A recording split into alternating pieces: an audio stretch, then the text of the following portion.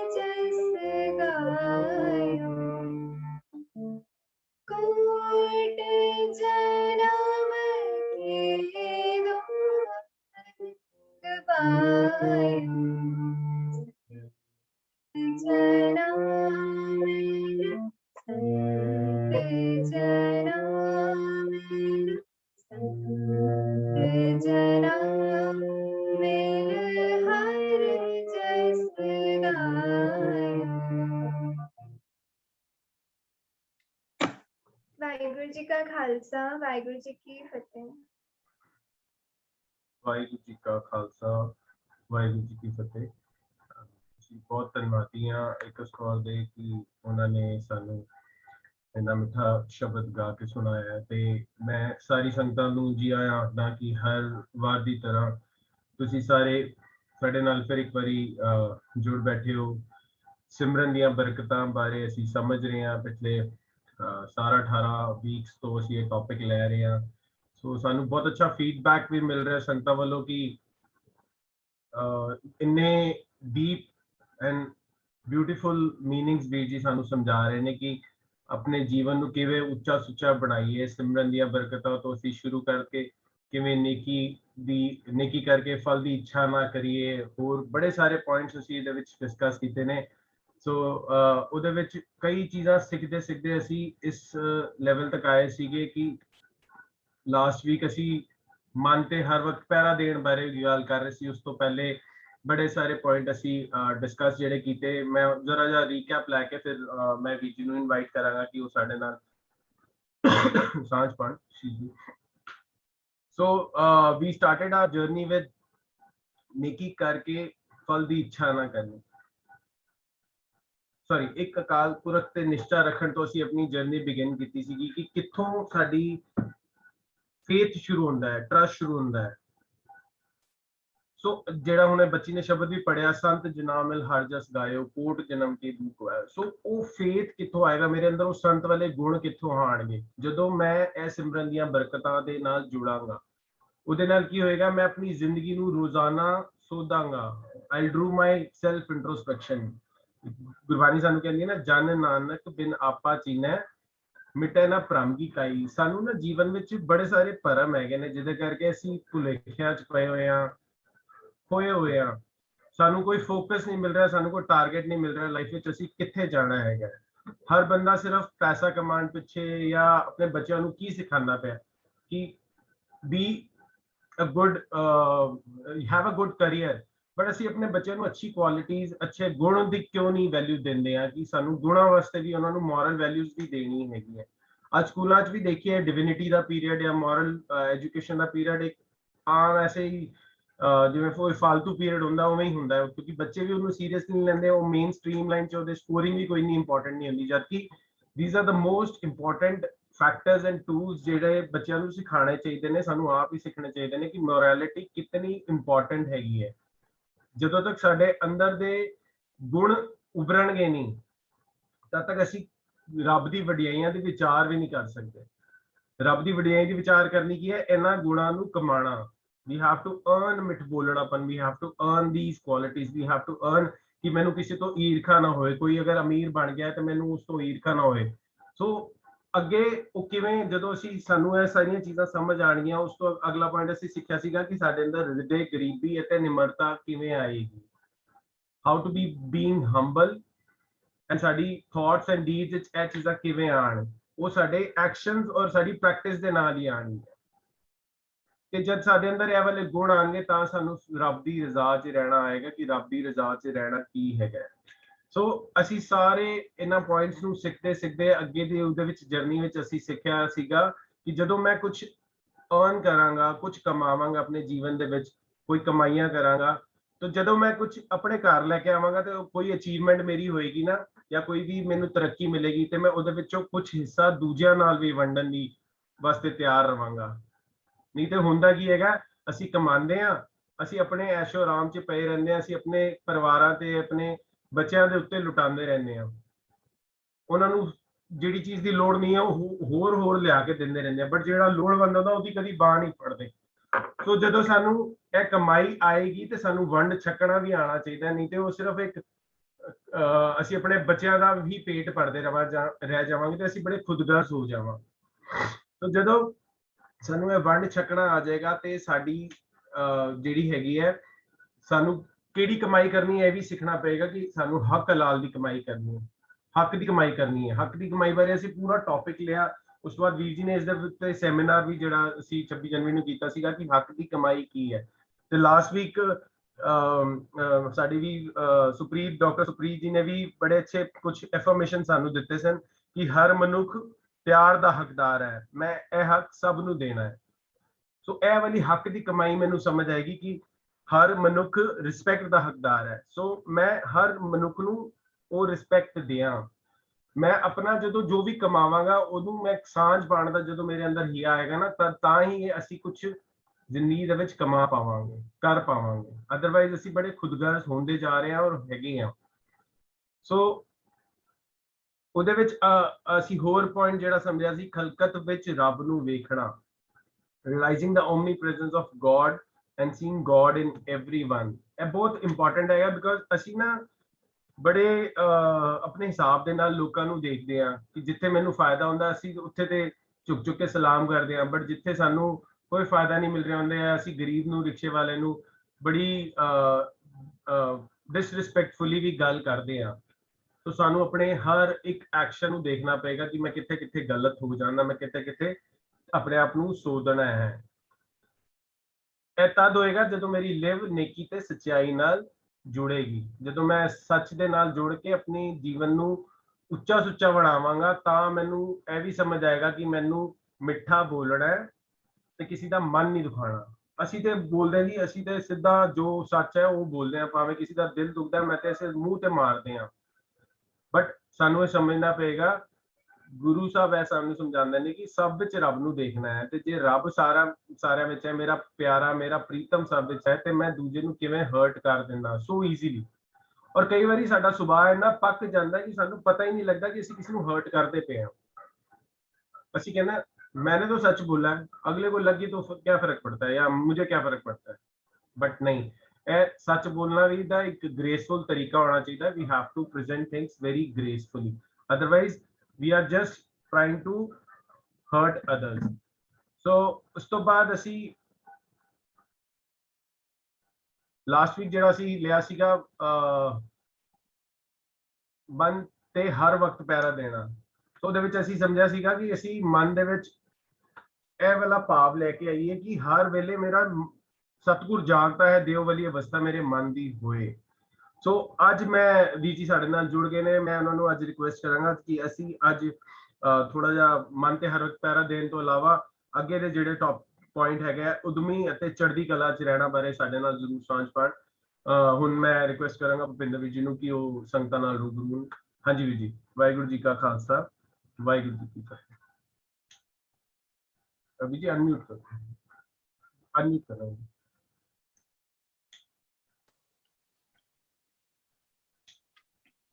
ਜੀ ਵੀਰ ਜੀ। ਵਾਹਿਗੁਰੂ ਜੀ ਕਾ ਖਾਲਸਾ, ਵਾਹਿਗੁਰੂ ਜੀ ਕੀ ਫਤਿਹ। ਨਮਸਕਾਰ, ਅਸਲਾਮ ਅਲੈਕਮ, ਗੁੱਡ ਮਾਰਨਿੰਗ, ਗੁੱਡ ਈਵਨਿੰਗ। ਅੱਜ ਏਕਸ ਬੱਚੀ ਨੇ ਸ਼ਬਦ ਗਾਇਆ ਹੈ, ਸਾਡੀ ਨਰਿੰਦਰ ਪ੍ਰੀਤੀ ਦੀ ਬੱਚੀ ਹੈ, ਤੇ ਜਿਹੜੇ ਤੁਹਾਡੇ ਨਾਲ ਕੋ ਹੋਸਟ ਹੁੰਦੇ ਨੇ ਹਰਪ੍ਰੀਤ ਜੀ, ਉਹਨਾਂ ਦੀ ਸਿਸਟਰ ਦੀ ਬੇਟੀ ਹੈ। ਬੜਾ ਅੱਛਾ ਹੋਇਆ ਅੱਜ ਏਕਸ ਨੇ ਵੀ ਉਦਮ ਕੀਤਾ ਹੈ ਕਿ ਉਹਨੇ ਸ਼ਬਦ ਪੜ੍ਹਿਆ ਹੈ, ਤੇ ਉਹ ਮੈਂ ਉਮੀਦ ਕਰਦਾ ਕਿ ਸਾਰੇ ਬੱਚੇ ਇਸ ਤਰ੍ਹਾਂ ਸਾਡੇ ਪਰਿਵਾਰਾਂ ਦੇ ਜਿਤਨੇ ਵੀ ਨੇ, ਭਾਵੇਂ ਜਿਸ ਵੀ ਪਰਿਵਾਰ ਦੇ ਨੇ, ਬੱਚਿਆਂ ਦਾ ਇਹ ਉਦਮ ਸ਼ਲਾਘਾਯੋਗ ਹੈ, ਕਿਉਂਕਿ ਉਹਨਾਂ ਨੂੰ ਇਸੀ ਬਾਣੇ ਇੱਕ ਤਾਂ ਪੇਰੈਂਟਸ ਨਾਲ ਬੈਠ ਕੇ ਆਪਣੇ ਇਸ ਐਫਰਟ ਬਾਰੇ, ਇਸ ਉਦਮ ਬਾਰੇ ਉਹਨਾਂ ਨੂੰ ਚਾਂਸ ਮਿਲਦਾ ਹੈ ਤੇ ਉਹ ਸਿੱਖਦੇ ਨੇ। ਨਾਲੇ ਪੇਰੈਂਟਸ ਨੂੰ ਵੀ ਇਹ ਵਾਲਾ ਕੀਮਤੀ ਕੰਮ ਕਰਨ ਵਾਸਤੇ ਸਮਾਂ ਕੱਢਣਾ ਪੈਂਦਾ ਹੈ ਬੱਚਿਆਂ ਨਾਲ। ਸੋ ਪੇਰੈਂਟਸ ਤੇ ਧੰਨਤਾਯੋਗ ਹਨ, ਲੇਕਿਨ ਉਹ ਬੱਚੇ ਦਾ ਉਦਮ ਉਹਨੇ ਆਪਣੀ ਪੜ੍ਹਾਈ ਚੋਂ ਆਪਣਾ ਸਮਾਂ ਕੱਢਣਾ ਹੁੰਦਾ ਹੈ। ਸੋ ਥੈਂਕਸ ਟੂ ਏਕਸ ਤੇ ਥੈਂਕਸ ਟੂ ਅਮਨ ਜੀ, ਤੁਹਾਡਾ ਜੁਝਾਰ ਜੀ ਔਰ ਪੁਸ਼ਪਿੰਦਰ ਜੀ, ਤੁਸੀਂ ਤਿੰਨੋਂ ਹੋਸਟ ਹੁੰਦੇ ਹੋ। ਤੇ ਅੱਜ ਹੁਣੇ ਅਮਨ ਜੀ ਔਰ ਪੁਸ਼ਪਿੰਦਰ ਜੀ ਹੁਣੇ ਆਣਗੇ, ਠੀਕ ਹੈ। So Jujhar ji, thanks to you and your ਪਰਿਵਾਰ ਜਿਹੜੇ ਸਾਰੇ ਨਾਲ ਜੁੜਦੇ ਨੇ। ਤੁਸੀਂ ਬੜਾ ਸੋਹਣਾ ਰੀਕੈਪ ਕਰ ਰਹੇ ਸੀ, ਇੱਕਦਮ ਉਹਨੂੰ ਤੁਸੀਂ ਕੱਟ ਸ਼ਾਰਟ ਕਿਉਂ ਕਰ ਦਿੱਤਾ? ਤੁਹਾਨੂੰ ਦੇਖ ਲਿਆ, ਮੈਂ ਕਿਹਾ ਚਲੋ ਸੰਗਤਾਂ ਨਾਲ ਤੁਸੀਂ ਜ਼ਿਆਦਾ ਟਾਈਮ ਸਪੈਂਡ। ਮੇਰੇ ਦਾ ਮਤਲਬ ਮੈਂ ਵੀਡੀਓ ਔਨ ਹੀ ਲੇਟਰ ਕਰਾਂਗਾ। I like to listen to you. ਤੁਹਾਨੂੰ ਪਤਾ ਹੈ ਕਿ ਵੀ ਮੈਨੂੰ ਬੜਾ ਅੱਛਾ ਲੱਗਦਾ ਹੈ ਕਿ ਜਦੋਂ ਵੀ ਲਿਵਿੰਗ ਟੀਚਰ ਪਲੇਟਫਾਰਮ ਤੇ ਕੋਈ ਵੀ ਭਾਵੇਂ ਬਿਲਕੁਲ ਨਵਾਂ ਆਉਂਦਾ ਤੇ ਭਾਵੇਂ ਕੋਈ ਪੁਰਾਣਾ ਹੁੰਦਾ ਹੈ, ਸਾਰਿਆਂ ਨੂੰ ਚਾਂਸ ਦਿੱਤਾ ਜਾਂਦਾ ਹੈ। ਮੈਂ ਚਾਹੁੰਦਾ ਹਾਂ ਕਿ ਬਈ ਵੱਧ ਤੋਂ ਵੱਧ ਸਾਰੇ ਬੋਲਣ, ਕਿਉਂਕਿ ਜਿਤਨਾ ਤੁਸੀਂ ਸਾਰੇ ਲੋਕੀ ਬੋਲਦੇ ਹੋ, ਨਿੱਕੇ ਬੱਚੇ ਤੋਂ ਲੈ ਕੇ ਵੱਡੇ ਤੱਕ, ਤਾਂ ਤੁਹਾਡਾ ਐਕਸਪੀਰੀਅੰਸ ਵੱਧਦਾ ਹੈ। ਪਰ ਫਿਰ ਵੀ ਮੇਰਾ ਬਹੁਤ ਫਾਇਦਾ ਹੁੰਦਾ ਹੈ, ਕਿਉਂਕਿ ਮੈਨੂੰ ਤੁਹਾਡੇ ਲੋਕਾਂ ਦੇ ਐਗਜ਼ਾਮਪਲਸ ਔਰ ਤੁਹਾਡੇ ਲੋਕਾਂ ਵੱਲੋਂ ਕੀਤੀ ਗਈ ਸ਼ੇਅਰਿੰਗ ਅਬਾਊਟ ਗੁਰਬਾਣੀ ਦਾ ਤੁਹਾਡਾ ਦੇਖਣ ਦਾ ਪਰਸਪੈਕਟਿਵ, ਤੁਸੀਂ ਲੋਕੀ ਯੰਗ ਹੋ ਔਰ ਹਰ ਕਿਸੇ ਦੀ ਆਪਣੀ ਆਪਣੀ ਲਾਈਫ ਦਾ ਐਨਵਾਇਰਨਮੈਂਟ ਹੁੰਦਾ ਹੈ, ਤਾਂ ਉਹਦੇ ਨਾਲ ਉਹਨਾਂ ਦਾ ਆਪਣੀ ਪਰਿਵਾਰ, ਆਪਣੀ ਦੁਨੀਆ, ਆਪਣੀ ਬਰਾਦਰੀ, ਆਪਣੇ ਆਫਿਸ ਕੰਮਕਾਜ ਦੇ। ਸੋ ਤੁਸੀਂ ਇੱਕਦਮ ਇਸ ਤਰ੍ਹਾਂ ਡ੍ਰੌਪ ਨਾ ਕਰਿਆ ਕਰੋ ਤੇ ਮੈਕਸਿਮਮ ਸਾਰੇ ਬੋਲਣ ਤੇ ਬਹੁਤ ਅੱਛਾ ਹੈ। ਮੈਂ ਤੇ ਸੁਣ ਕੇ ਆਪ ਹੀ ਤੇ ਸਿੱਖਣਾ ਚਾਹੁੰਦਾ ਨਾ। ਸੋ ਇਹ ਤੇ ਹੈ ਨਹੀਂ ਹੈ ਕਿ ਇਸ ਸ਼ਿਪ ਦਾ ਕੈਪਟਨ ਮੈਂ ਤੇ ਨਹੀਂ ਹੈ ਨਾ। ਸੋ ਅਸੀਂ ਸਾਰੇ ਰਲ ਅਸੀਂ ਤੁਹਾਡੀ ਵੇਟ ਕਰਦੇ ਹਾਂ ਕਿ ਵੀਕ ਵਿੱਚ ਇੱਕ ਵਾਰੀ ਤੁਹਾਡੇ ਨਾਲ ਸਾਂਝ ਪਾਉਣ ਦਾ ਮੌਕਾ ਮਿਲਦਾ, so we can have maximum of you. So ਅਸੀਂ ਵੀ ਵੇਟ ਕਰ ਰਹੇ ਹਾਂ ਤਾਂ ਕਰਕੇ ਪਲੀਜ਼।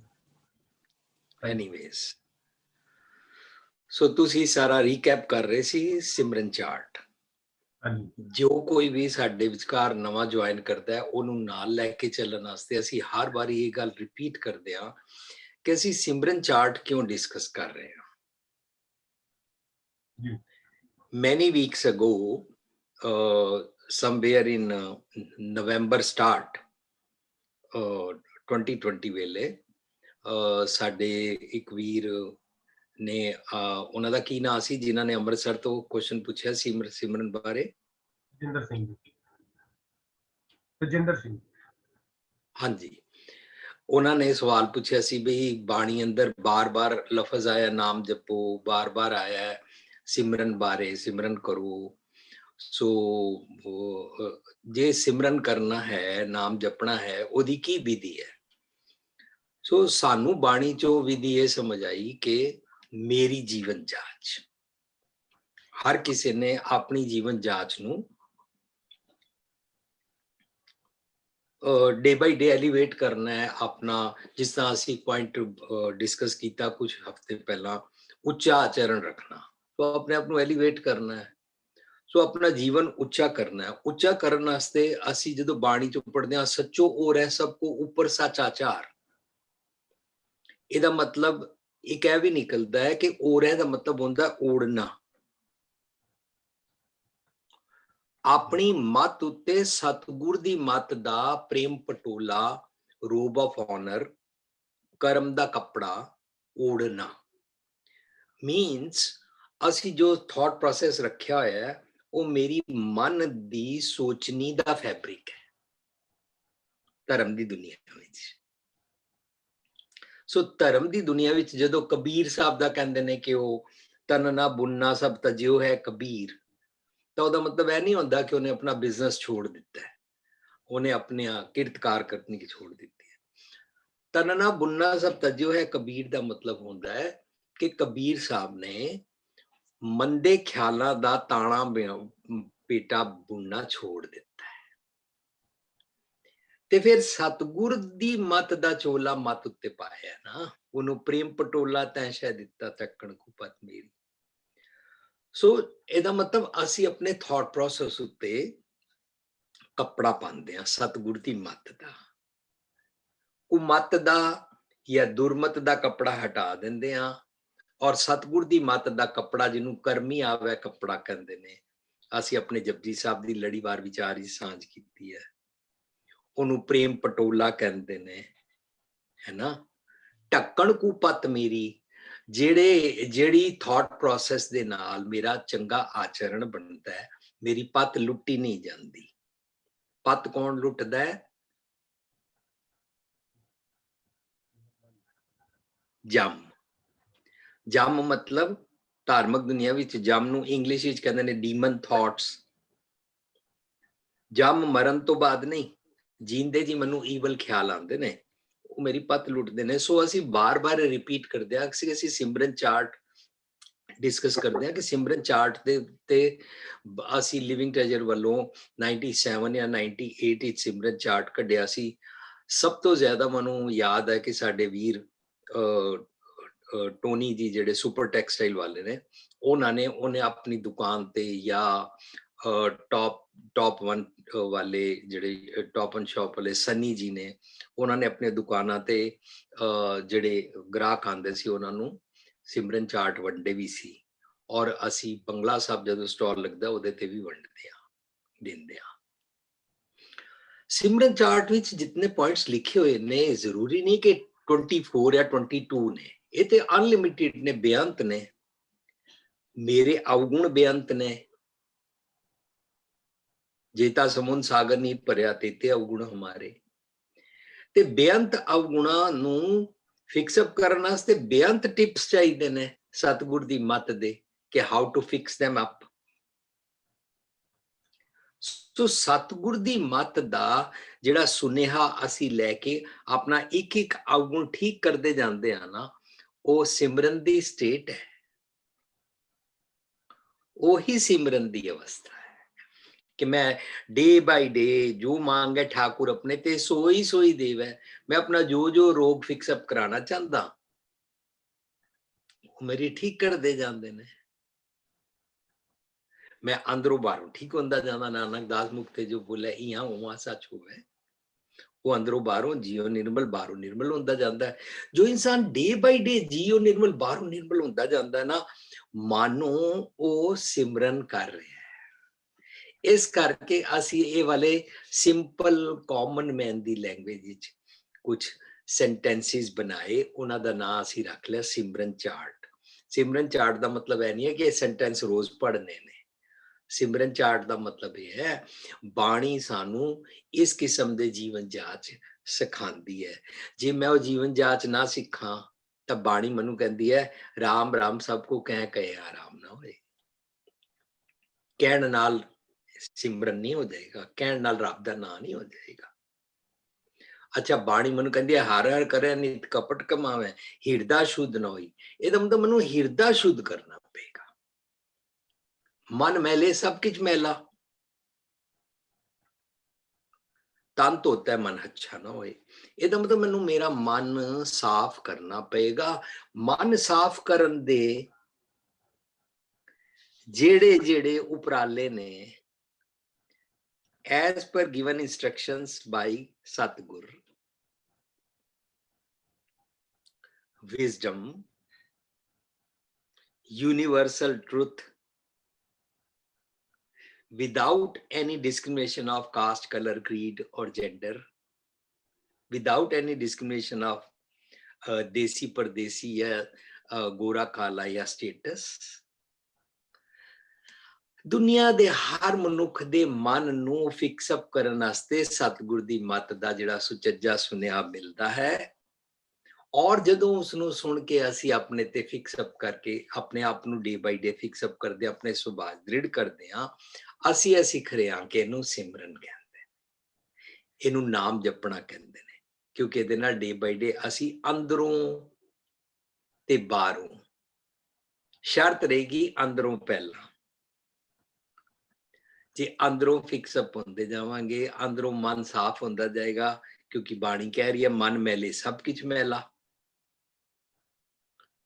ਸੋ ਸਭ ਤੋਂ ਪਹਿਲਾਂ ਮੈਨੂੰ ਮਨ ਸਾਫ਼ ਕਰਨਾ ਪਏਗਾ। ਮੈਂ ਰੋਜ਼ ਪਾਣੀ ਨਾਲ ਆਪਣੀ ਅੱਖਾਂ ਸਾਫ਼ ਕਰਦਾ ਹਾਂ, ਮੈਂ ਰੋਜ਼ ਪਾਣੀ ਨਾਲ ਆਪਣਾ ਮੂੰਹ ਸਾਫ਼ ਕਰਦਾ ਹਾਂ, ਮੈਂ ਰੋਜ਼ ਪਾਣੀ ਦੇ ਨਾਲ ਆਪਣੇ ਬਾਡੀ ਦੇ ਸਾਰੇ ਅੰਗ ਸਾਫ਼ ਕਰਦਾ। ਉਹਨੂੰ ਬਾਰਲਾ ਇਸ਼ਨਾਨ ਕਹਿੰਦੇ ਨੇ। ਹੱਥ ਪੈਰ ਧੋ ਲਏ, ਭਰੀਏ ਹੱਥ ਪੈਰ ਧੰਦੇ, ਪਾਣੀ ਧੋਤਾ ਉਤਰਸ ਕੇ, ਮੂਤ ਪਲੀਤੀ ਕੱਪੜੋ ਇਹਦੇ ਸਾਬੁਣ, ਇਹ ਸਾਰਾ ਅਸੀਂ ਜਪਜੀ ਸਾਹਿਬ ਦੀ ਲੜੀਵਾਰ ਵਿਚਾਰ ਵਿੱਚ ਮਨ ਦੀ ਕੂੜ ਤੋਂ ਹਟਾ ਕੇ ਸਚਿਆਰ ਬਣਨ ਵਾਸਤੇ ਵਿਚਾਰ ਕਰ ਚੁੱਕੇ ਹਾਂ। ਜਿਹੜੇ ਸੱਜਣ ਨਵੇਂ ਨੇ ਉਹਨਾਂ ਦੀ ਇਨਫੋਰਮੇਸ਼ਨ ਵਾਸਤੇ ਇਹ ਸਾਡੀ ਲੜੀਵਾਰ ਜਪਜੀ ਵਿਚਾਰ ਔਰ ਇਸ ਪੁਸਤਕ ਜੀਵਨ ਸਚਿਆਰਾ ਕਿਵੇਂ ਬਣੀਏ ਅਸੀਂ ਸਾਂਝ ਕੀਤੀ ਹੋਈ ਹੈ ਨਾ ਸੰਗਤਾਂ ਨਾਲ। ਸੋ ਜੇ ਮੈਂ ਬਾਹਰੋਂ ਕੋਈ ਵੀ ਚੀਜ਼ ਸਾਫ਼ ਕਰਦਾ, ਉਹਨੂੰ ਵਾਸ਼ ਕਰਨਾ ਕਹਿੰਦੇ ਨੇ। ਸਰੀਰ ਨੂੰ ਧੋਂਦਾ ਹਾਂ, ਉਹਨੂੰ ਇਸ਼ਨਾਨ ਕਰਨਾ ਕਹਿੰਦੇ ਨੇ। ਤੇ ਬਾਣੀ ਮੈਨੂੰ ਕਹਿੰਦੀ ਹੈ ਮਾਘ ਮਜਨ ਕਰ ਸਾਧੂਆ ਧੂੜੀ ਕਰ ਇਸ਼ਨਾਨ। ਧੂੜੀ ਦਾ ਇਸ਼ਨਾਨ ਕਿਹੜਾ ਹੁੰਦਾ? ਅਸੀਂ ਤੇ ਇਸ਼ਨਾਨ ਪਾਣੀ ਨਾਲ ਹੀ ਕੀਤਾ ਹੋਇਆ ਨਾ ਸਭ ਨੇ।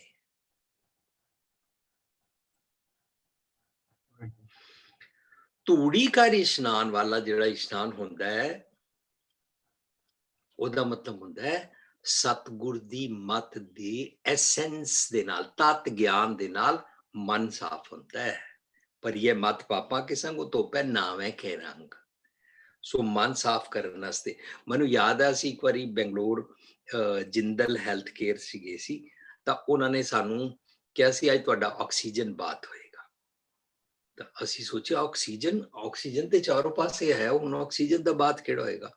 ਸੋ ਉਹਨਾਂ ਨੇ ਕੁਝ ਟਿਊਬਸ ਨੂੰ ਵਾਟਰ, ਜਿੱਥੇ ਅਸੀਂ ਟੱਬ ਦੇ ਅੰਦਰ ਨਹਾਉਂਦੇ ਹਾਂ ਬਾਥਰੂਮ ਵਿੱਚ, ਪੂਰਾ ਪਾਣੀ ਭਰ ਕੇ ਸਾਨੂੰ ਉਹਦੇ ਚ ਪੂਰੀ ਤਰ੍ਹਾਂ ਲਿਟਾ ਕੇ ਟੱਬ ਦੇ ਅੰਦਰ ਉਹਦੇ ਚ ਆਕਸੀਜਨ ਦੀਆਂ ਕੁਝ ਟਿਊਬਸ ਪਾਈਆਂ ਸੀ, ਜਿਨ੍ਹਾਂ ਦੇ ਨਾਲ ਉਹ ਬੁਲਬੁਲੇ ਨਿਕਲਦੇ ਰਹਿੰਦੇ ਸੀ ਔਰ ਪਾਣੀ ਦੇ ਅੰਦਰ ਉਹਨਾਂ ਨੇ ਆਕਸੀਜਨ ਇੰਜੈਕਟ ਕੀਤੀ ਸੀ। ਉਹ ਆਪਣੇ ਵੱਲੋਂ ਇਹਨੂੰ ਆਕਸੀਜਨ ਬਾਥ ਕਹਿੰਦੇ ਨੇ। ਪਰ ਇਹਦੇ ਨਾਲ ਮੇਰਾ ਮਨ ਸਾਫ਼ ਨਹੀਂ ਹੁੰਦਾ।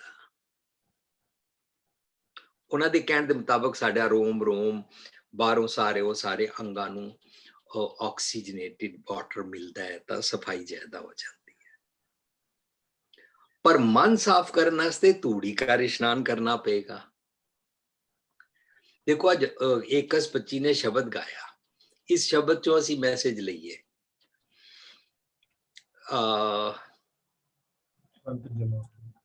ਸੰਤ ਜਨਾ ਮਿਲ ਹਰ ਜਸ ਗਾਇਓ। ਸੰਤ ਜਨਾ ਕੀ ਹੈ? ਕੋਈ ਬੰਦਿਆਂ ਨਾਲ ਬੈਠ ਕੇ ਹਰ ਜਸ ਗਾਣ ਦੀ ਗੱਲ ਨਹੀਂ ਚੱਲ ਰਹੀ। ਪਹਿਲੀ ਤੇ ਗੱਲ ਕਲੀਅਰ ਕਰ ਲਈ, ਹਰ ਜਸ ਕੀ ਹੁੰਦਾ?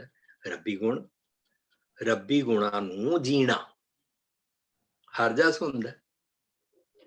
ਰੱਬੀ ਗੁਣਾ ਨੂੰ ਦਿਨ ਰਾਤ ਆਪਣੇ ਜੀਵਨ ਵਿੱਚ ਉਹ ਕੀਰਤੀ ਨੂੰ, ਉਹ ਪ੍ਰੇਜ਼ ਨੂੰ, ਉਹ ਵਡਿਆਈਆਂ ਨੂੰ ਜੀਣਾ ਕੀਰਤਨ ਕਹਿਲਾਂਦਾ ਹੈ। ਸੰਤ ਜਨਾ ਮਿਲ ਹਰ ਜਸ ਗਾਇਓ, ਵਰਚੂਸ ਦੇ ਨਾਲ ਮਿਲ ਕੇ ਤੇਰਾ ਰੋਮ ਰੋਮ, ਤੇਰਾ ਅੰਗ ਅੰਗ, ਤੇਰਾ ਮਨ, ਤੇਰੀ ਸਾਰੀ ਬੋਡੀ, ਤੇਰਾ ਥਾਟ ਪ੍ਰੋਸੈਸ, ਤੇਰਾ ਅੰਦਰ ਦਾ ਸਾਰਾ ਜਗ ਸੰਸਾਰ, ਤੇਰਾ ਅੰਦਰ ਦਾ ਸ੍ਰਿਸ਼ਟੀ ਤੇਰੀ, ਉਹ ਰੱਬੀ ਗੁਣਾ ਨਾਲ ਜੀਵੇ, ਤੈਨੂੰ ਸੰਤ ਜਨਾ ਮਿਲ ਹਰ ਜਸ ਗਾਇਓ ਕਹਿੰਦੇ ਨੇ। ਇਹਦਾ ਕੀ ਹੁੰਦਾ ਹੈ? ਕੋਟ ਜਨਮ ਕੇ ਦੁੱਖ ਗਾਇਓ। ਮੈਂ ਮੈਨੀ ਸਪੀਸ਼ੀਜ਼ ਦੀ ਜੋ ਆਦਤਾਂ ਨੇ ਉਹਨਾਂ ਚੋਂ ਜੋ ਮਨੁੱਖ ਵਾਸਤੇ ਚੰਗਾ ਨਹੀਂ ਹੈ ਉਹ ਮੈਂ ਨੈਗੇਟਿਵ ਪਿਕਅਪ ਕਰਕੇ ਆਪਣੇ ਜੀਵਨ ਵਿੱਚ ਜੀਂਦਾ ਰਹਿੰਦਾ ਸੀ। ਉਹਨੂੰ ਕੋਟ ਕਟੰਤਰ ਪਾਪ ਖੋਏ, ਕੋਟ ਜਨਮ ਕੇ ਦੁੱਖ ਗਵਾਇਓ ਕਹਿੰਦੇ ਨੇ। ਤੇ ਇਹਦਾ ਮਤਲਬ ਅਸੀਂ ਇਹ ਜਿਹੜਾ ਸਿਮਰਨ ਸਿੱਖ ਰਹੇ ਆ ਨਾ, ਇਸ ਸਿਮਰਨ ਨੂੰ ਸਿੱਖਣ ਵਾਸਤੇ ਅਸੀਂ ਇਹ ਪੁਆਇੰਟਸ ਬੜੇ ਹਫ਼ਤਿਆਂ ਤੋਂ, ਆਈ ਸ਼ੁਡ ਸੇ ਕਈ ਮਹੀਨਿਆਂ ਤੋਂ ਡਿਸਕਸ ਕਰ ਰਹੇ ਹਾਂ। ਸੋ ਤੁਸੀਂ ਜਿਹੜਾ ਰੀਕੈਪ ਕਰਦੇ ਹੋ ਨਾ, ਉਹ ਰੀਕੈਪ ਕਰਿਆ ਕਰੋ ਹਰ ਵਾਰੀ, ਭਾਵੇਂ ਜਿੱਥੋਂ ਮਰਜੀ ਜਿਹੜਾ ਮਰਜੀ ਪੁਆਇੰਟ ਹੈ। ਤੇ ਓਸ਼ਨ ਹੈ, ਸਮੁੰਦਰ ਹੈ, ਗੁਰਸਾਗਰ ਰਤਨੀ ਭਰਪੂਰੇ ਹੈ ਨਾ। ਜ਼ਰੂਰੀ ਨਹੀਂ ਕਿ ਅਸੀਂ ਪੁਆਇੰਟ ਨੰਬਰ 1 ਲਿਆ ਕਿ ਪੁਆਇੰਟ ਨੰਬਰ 10 ਲਿਆ। ਪੁਆਇੰਟਸ ਔਰ ਨੰਬਰਸ ਔਰ ਇਹ ਕੋਈ ਉਹ ਤੇ ਹੈ ਨਹੀਂ ਹੈ ਕਿ ਸਾਨੂੰ ਕਮੈਂਡਮੈਂਟਸ ਨੇ, ਨਹੀਂ। ਅਸੀਂ ਇਹ ਬੇਅੰਤ ਗੁਣ ਨੇ ਔਰ ਬੇਅੰਤ ਗੁਣਾਂ ਨੂੰ ਅਸੀਂ ਜੀਣਾ ਹੈ। ਬੇਅੰਤ ਗੁਣ ਜੀਣ ਤੋਂ ਪਹਿਲਾਂ ਇੱਕ ਸਟੈਪ ਕਿਹੜਾ ਲਾਂਗੇ ਜੁਝਾਰ ਜੀ? Can you say? ਬੇਅੰਤ ਗੁਣਾਂ ਨੂੰ ਜੀਣ ਵਾਸਤੇ ਅਸੀਂ ਪਹਿਲਾ ਸਟੈਪ ਕੀ ਲਵਾਂਗੇ? ਸਰੈਂਡਰੈਂਸ। ਵਾਹ। ਸੋ ਮੈਂ ਸਮਰਪਣ ਕਰਾਂਗਾ ਕਿ ਮੈਂ ਠੀਕ ਨਹੀਂ ਹਾਂ, ਮੈਂ ਠੀਕ ਹੋਣਾ ਚਾਹੁੰਦਾ।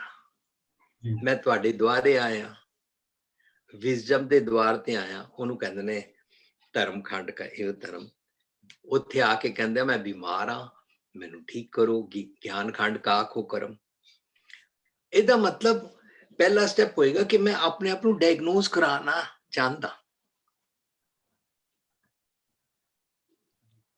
ਕਿਉਂਕਿ ਮੈਂ ਠੀਕ ਨਹੀਂ ਹਾਂ।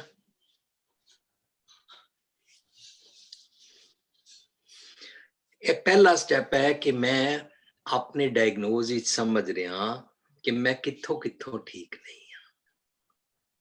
ਹਮ ਅਵਗੁਣ ਭਰੇ ਇੱਕ ਗੁਣ ਨਹੀਂ, ਮੇਰੇ ਕੋਲ ਤਾਂ ਇੱਕ ਵੀ ਗੁਣ ਨਹੀਂ ਹੈ। ਸੋ ਗੁਣ ਸਿੱਖਣਾ, ਅਵਗੁਣ ਨੂੰ ਡਾਇਗਨੋਸ ਕਰਾ ਕੇ ਅਵਗੁਣ ਨੂੰ ਠੀਕ ਕਰਨਾ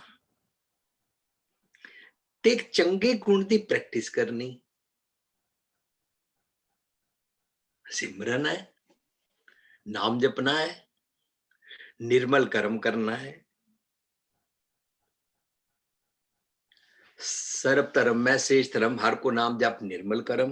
ਇਹਦਾ ਮੈਂ ਸਤਿਗੁਰ ਦੀ ਮੱਤ ਲੈ ਲੈ ਕੇ ਮੈਂ ਹਰ ਕੋ ਨਾਮ ਜਪ ਕਰਦਾ, ਉਹਨਾਂ ਗੱਲਾਂ ਨੂੰ ਦ੍ਰਿੜ ਕਰਦਾ ਤੇ ਉਹਨਾਂ ਦੇ ਨਾਲ ਮੇਰੇ ਨਿਰਮਲ ਕਰਮ ਬਣਦੇ ਨੇ। ਜਦੋਂ ਨਿਰਮਲ ਕਰਮ ਅਸੀਂ ਦ੍ਰਿੜ ਕਰਦੇ ਆ ਨਾ, ਤੇ ਇਹ ਨਾਮ ਜਪਣ ਦਾ ਬੈਨੀਫਿਟ, ਸਿਮਰਨ ਦੀ ਬਰਕਤਾਂ, ਸਿਮਰਨ ਕਰਨ ਦੇ ਨਾਲ ਜੋ ਮੇਰੀ ਅੰਦਰੋਂ ਖੁਸ਼ਹਾਲੀ ਹੋਈ, ਸਿਮਰਨ ਕਰਨ ਦੇ ਨਾਲ ਮੇਰੀ ਜਿਹੜੀ ਪ੍ਰੋਸਪੈਰਿਟੀ ਬਣੀ। ਸਿਮਰਨ ਸਤਿਗੁਰ ਜੀ ਦੀ ਪ੍ਰਸਾਦ ਹੈ, ਕਿਰਪਾ ਹੈ, ਬਲੇਸਿੰਗ ਹੈ, पूता माता की आसीस है। ਜਦੋਂ ਮੇਰੀ ਮੱਤ ਸਤਿਗੁਰ ਦੀ ਮੱਤ ਨੂੰ ਲੈ ਲੇਗੀ ਤਾਂ ਮੇਰੇ ਮਨ ਪੁੱਤਰ ਨੂੰ ਇਹ ਬਖਸ਼ਿਸ਼, ਇਹ ਆਸੀਸ, ਇਹ ਬਲੇਸਿੰਗ, ਇਹ ਵਿਸ਼, ਇਹ ਸੁਨੇਹਾ, ਇਹ ਕੀਮਤੀ ਸੁਨੇਹਾ ਦੇਗੀ ਨਾ, ਤਾਂ ਇਹ ਨਵਾਂ ਹੋ ਜਾਏਗਾ। ਗੁਰ ਕੈ ਸ਼ਬਦ ਬਣਾਵੋ ਇਹ ਮਨ, ਇਹ ਨਵਾਂ ਹੋ ਜਾਏਗਾ। ਉਹਨੂੰ ਕਹਿੰਦੇ ਨੇ ਜੰਮਿਆ ਪੂਤ ਭਗਤ ਗੋਬਿੰਦ ਕਾ। ਮਨ ਜਦੋਂ ਜੰਮ ਪੈਂਦਾ ਹੈ ਨਾ ਨਵਾਂ ਸਤਿਗੁਰ ਦੀ ਮੱਤ ਲੈ ਕੇ, ਤਾਂ ਜੰਮਿਆ ਪੂਤ ਭਗਤ ਗੋਬਿੰਦ ਕਾ ਕਹਿੰਦੇ ਨੇ। ਉਹਨੂੰ ਕਰਮੀ ਆਵੇ ਕੱਪੜਾ ਕਹਿੰਦੇ ਨੇ। ਅਸੀਂ ਇਹ ਸਿਮਰਨ ਸਿੱਖ ਰਹੇ ਹਾਂ ਤੇ ਇਹਦੇ ਵਿੱਚ ਪਿਛਲੇ ਕੁਝ ਹਫ਼ਤਿਆਂ ਤੋਂ ਅਸੀਂ ਪੁਆਇੰਟ ਲਿਆ ਸੀ ਉੱਚਾ ਆਚਰਣ ਰੱਖਣਾ। ਸੋ ਹਮੇਸ਼ਾ ਅਸੀਂ ਐਲੀਵੇਸ਼ਨ ਵਾਲੇ ਪਾਸੇ ਜਾਣਾ ਹੈ। ਮੈਨੂੰ ਲੱਗਦਾ ਹੈ ਐਲੀਵੇਸ਼ਨ ਦਾ ਮਤਲਬ ਹੁੰਦਾ ਹੈ ਆਪਣੇ ਔਗੁਣਾ ਵਾਲੇ ਖਿਆਲਾਂ ਤੋਂ ਆਪਣੇ ਆਚਰਣ ਨੂੰ ਉੱਚਾ ਕਰਨਾ। ਆਚਰਣ ਉੱਚਾ ਕਰਨਾ, ਮਤ ਉੱਚੀ। ਉੱਚਾ ਕਰਨ ਵਾਸਤੇ ਮਨ ਨੀਵਾਂ,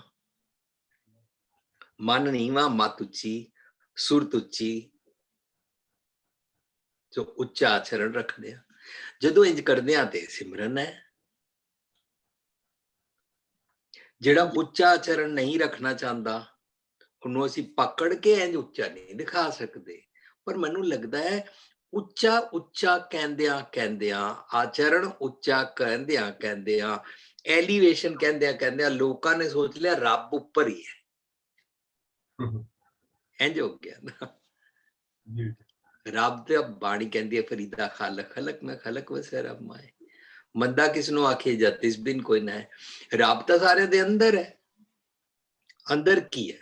ਅੰਦਰ ਵਸਦਾ ਰੱਬ, ਅੰਦਰ ਵਸਦੀ ਰੂਹ, ਆਤਮਾ ਜਿਹੜੀ ਸੱਚ ਦਾ ਸੁਨੇਹਾ ਦੇ ਰਹੀ ਹੈ ਮੈਨੂੰ। ਉਹਦੇ ਨਾਲ ਕੀ ਹੁੰਦਾ ਹੈ? ਉਹਦੇ ਨਾਲ ਮੇਰੀ ਨਵੀਂ ਸ੍ਰਿਸ਼ਟੀ ਬਣ ਜਾਂਦੀ ਹੈ। ਮੇਰਾ ਮਨ ਸਿਰਜਣਹਾਰ ਬਣ ਜਾਂਦਾ। ਅੱਜ ਕੱਲ ਤੁਸੀਂ ਲੜੀਵਾਰ ਆਪਣੇ ਚੈਨਲ ਤੇ ਚਲਾਇਆ ਹੋਇਆ ਨਾ, ਲਿਵਿੰਗ ਟ੍ਰੈਜਰ ਦੇ ਚੈਨਲ ਤੇ, ਅਲਾਣੀਆਂ ਦਾ। ਸੋ ਧੰਨ ਸਿਰਨ ਦਾ ਸੱਚਾ ਪਾਤਸ਼ਾਹ ਬਣ ਜਾਂਦਾ ਮਨ। ਸਤਿਗੁਰ ਸੱਚੇ ਪਾਤਸ਼ਾਹ ਦੀ ਮਤ ਲੈ ਕੇ, ਸਤਿਗੁਰ ਕੀ ਜਿਸ ਨੂੰ ਮਤ ਆਵੇ ਸੋ ਸਤਿਗੁਰ ਮਾਹੀ ਸਮਾਨਾ। ਵਨੈਸ ਵਿੱਚ ਸਤਿਗੁਰ ਜਦੋਂ ਹੋ ਜਾਂਦਾ ਹੈ ਤਾਂ ਸਿਮਰਨ ਦੀ ਸਟੇਟ ਹੈ। ਗੁਣ ਕਹਿ ਗੁਣੀ ਸਮਾਵਣਿਆ ਸਿਮਰਨ ਦੀ ਸਟੇਟ ਹੈ। ਤਾਂ ਉਹ ਉੱਚਾ ਆਚਰਣ ਬਣਦਾ ਜਾਂਦਾ ਹੈ, ਉਹ ਵਨੈਸ ਪ੍ਰਾਪਤ ਕਰਦਾ ਜਾਂਦਾ ਹੈ। ਸੋ ਰੱਬ ਤੇ ਸਾਡੇ ਅੰਦਰ ਹੈ। ਉਹਦਾ ਨਾਂ ਕੋਈ ਰੱਬ ਨਹੀਂ ਰੱਖਣਾ ਚਾਹੁੰਦਾ। ਰਾਮ ਅੱਲਾ ਵਾਹਿਗੁਰੂ ਰੱਖ ਲੇ, ਗੋਡ ਖੁਦਾ ਰੱਖ ਲੇ, ਹਰੀ ਬੀਠਲ ਰੱਖ ਲਵੇ, ਪਰਮੇਸ਼ਰ ਰੱਖ ਲਵੇ, ਜੋ ਮਰਜ਼ੀ ਰੱਖ ਲਵੇ।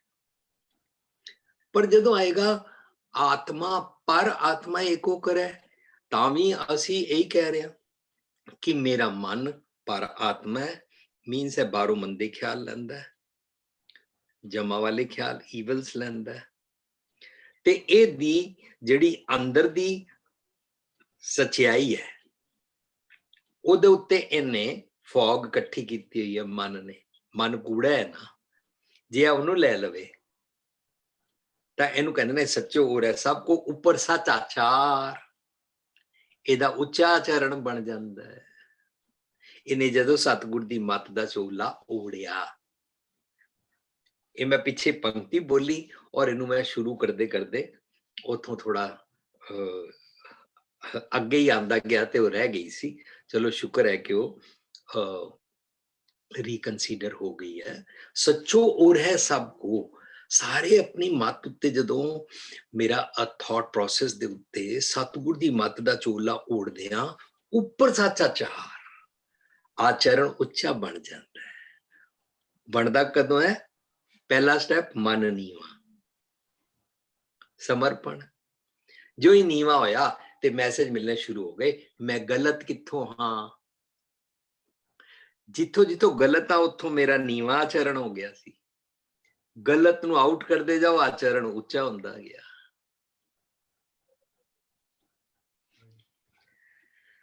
ਜਿਹੜਾ ਉਹ ਐਵਰੈਸਟ ਤੇ ਜਾਂਦੇ ਨੇ ਤਾਂ ਉਹਨਾਂ ਨੇ ਆਪਣੇ ਟਿਪਸ ਵਿੱਚ ਹੀ ਕਹਿ ਵੀ ਰੱਖਿਆ ਹੋਇਆ ਕਿ ਤੁਹਾਡੇ ਕੋਲ ਮੈਕਸਿਮਮ ਚੀਜ਼ਾਂ ਹੋਣੀ ਚਾਹੀਦੀਆਂ। ਛੋਟੀ ਜੀ ਟਾਰਚ ਹੋਣੀ ਚਾਹੀਦੀ ਹੈ, ਇੱਕ ਪੇਚਕਸ ਹੋਣਾ ਚਾਹੀਦਾ ਹੈ, ਗਲਵਸ ਹੋਣੇ ਚਾਹੀਦੇ ਨੇ, ਇਹ ਹੋਣਾ ਚਾਹੀਦਾ, ਉਹ ਹੋਣਾ ਚਾਹੀਦਾ, ਕੈਪ ਹੋਣੀ ਚਾਹੀਦੀ ਹੈ, ਮਫਲਰ ਹੋਣਾ ਚਾਹੀਦਾ। ਇਸ ਤਰ੍ਹਾਂ ਬੜੀਆਂ ਚੀਜ਼ਾਂ ਦੱਸਦੇ ਹੋਣਗੇ। ਪਰ ਅਲਟੀਮੇਟਲੀ ਉਹ ਇਹ ਕਹਿਣਾ ਚਾਹੁੰਦੇ ਨੇ ਤੁਹਾਡਾ ਬੈਗ ਬਹੁਤ ਭਾਰਾ ਨਹੀਂ ਹੋਣਾ ਚਾਹੀਦਾ। ਜਿੰਨਾ ਭਾਰਾ ਹੋਏਗਾ ਓਨਾ ਉੱਚਾ ਚੜ੍ਹਨਾ। ਭਾਰਾ ਕੀ ਹੈ? ਅਵਗੁਣ। ਜਿਉਂ ਮੈਂ ਅਵਗੁਣ ਛੱਡਦਾ, ਆਚਰਣ ਉੱਚਾ ਹੁੰਦਾ ਜਾਂਦਾ ਹੈ। ਸਿਮਰਨ ਹੈ। ਅਸੀਂ ਡੇ ਬਾਈ ਡੇ ਹਲਕੇ ਫੁਲਕੇ ਹੁੰਦੇ ਜਾਂਦੇ ਹਾਂ। ਸਤਿਗੁਰ ਕੀ ਜਿਸ ਨੂੰ ਮਤ ਆਵੇ ਸੋ ਸਤਿਗੁਰ ਮਾਏ ਸਮਾਨਾ, ਹਲਕਾ ਫੁਲਕਾ ਹੁੰਦਾ ਜਾਂਦਾ ਹੈ। ਅਵਗੁਣਾ ਦਾ ਭਾਰ ਹੁੰਦਾ ਹੈ। ਨਾਨਕ ਅਵਗੁਣ ਜੇਤੜੇ ਤੇ ਗੱਲੀ ਜੰਜੀਰ। ਉਹਨਾਂ ਅਸੀਂ ਵਰਲਡਲੀ ਥਿੰਗਸ ਦੇ ਪਿੱਛੇ ਲੋਕਾਂ ਨਾਲ ਵੈਰ ਪਾ ਲੈਂਦੇ ਆ, ਵਰਲਡਲੀ ਥਿੰਗਸ ਦੇ ਚੱਕਰ ਵਿੱਚ ਦਿਨ ਰਾਤ ਸਭ ਕੁਝ ਕਰਦੇ ਆ। ਤੇ ਅਸੀਂ ਇਸ ਤੋਂ ਅਗਲਾ ਪੁਆਇੰਟ ਸਿੱਖਿਆ ਸੀ ਕਿ ਜੇ ਉੱਚਾ ਆਚਰਣ ਰੱਖਣਾ ਹੈ ਤਾਂ ਫਿਰ ਨਾ ਡਰਨਾ ਨਾ ਡਰਾਉਣਾ। ਮੈਂ ਵਰਚੂਜ਼ ਸਿੱਖਣ ਵਾਸਤੇ ਨਹੀਂ ਡਰਨਾ, ਮੈਂ ਵਰਚੂਜ਼ ਦੀ ਪ੍ਰੈਕਟਿਸ ਕਰਨੀ ਹੈ ਤਾਂ ਕਿ ਮੇਰਾ ਉੱਚਾ ਆਚਰਣ ਬਣਦਾ ਜਾਏ, ਮੇਰਾ ਬੈਗ ਹੌਲਾ ਹੁੰਦਾ ਜਾਏ, ਮੈਂ ਉੱਚਾ ਚੜ ਸਕਾਂ।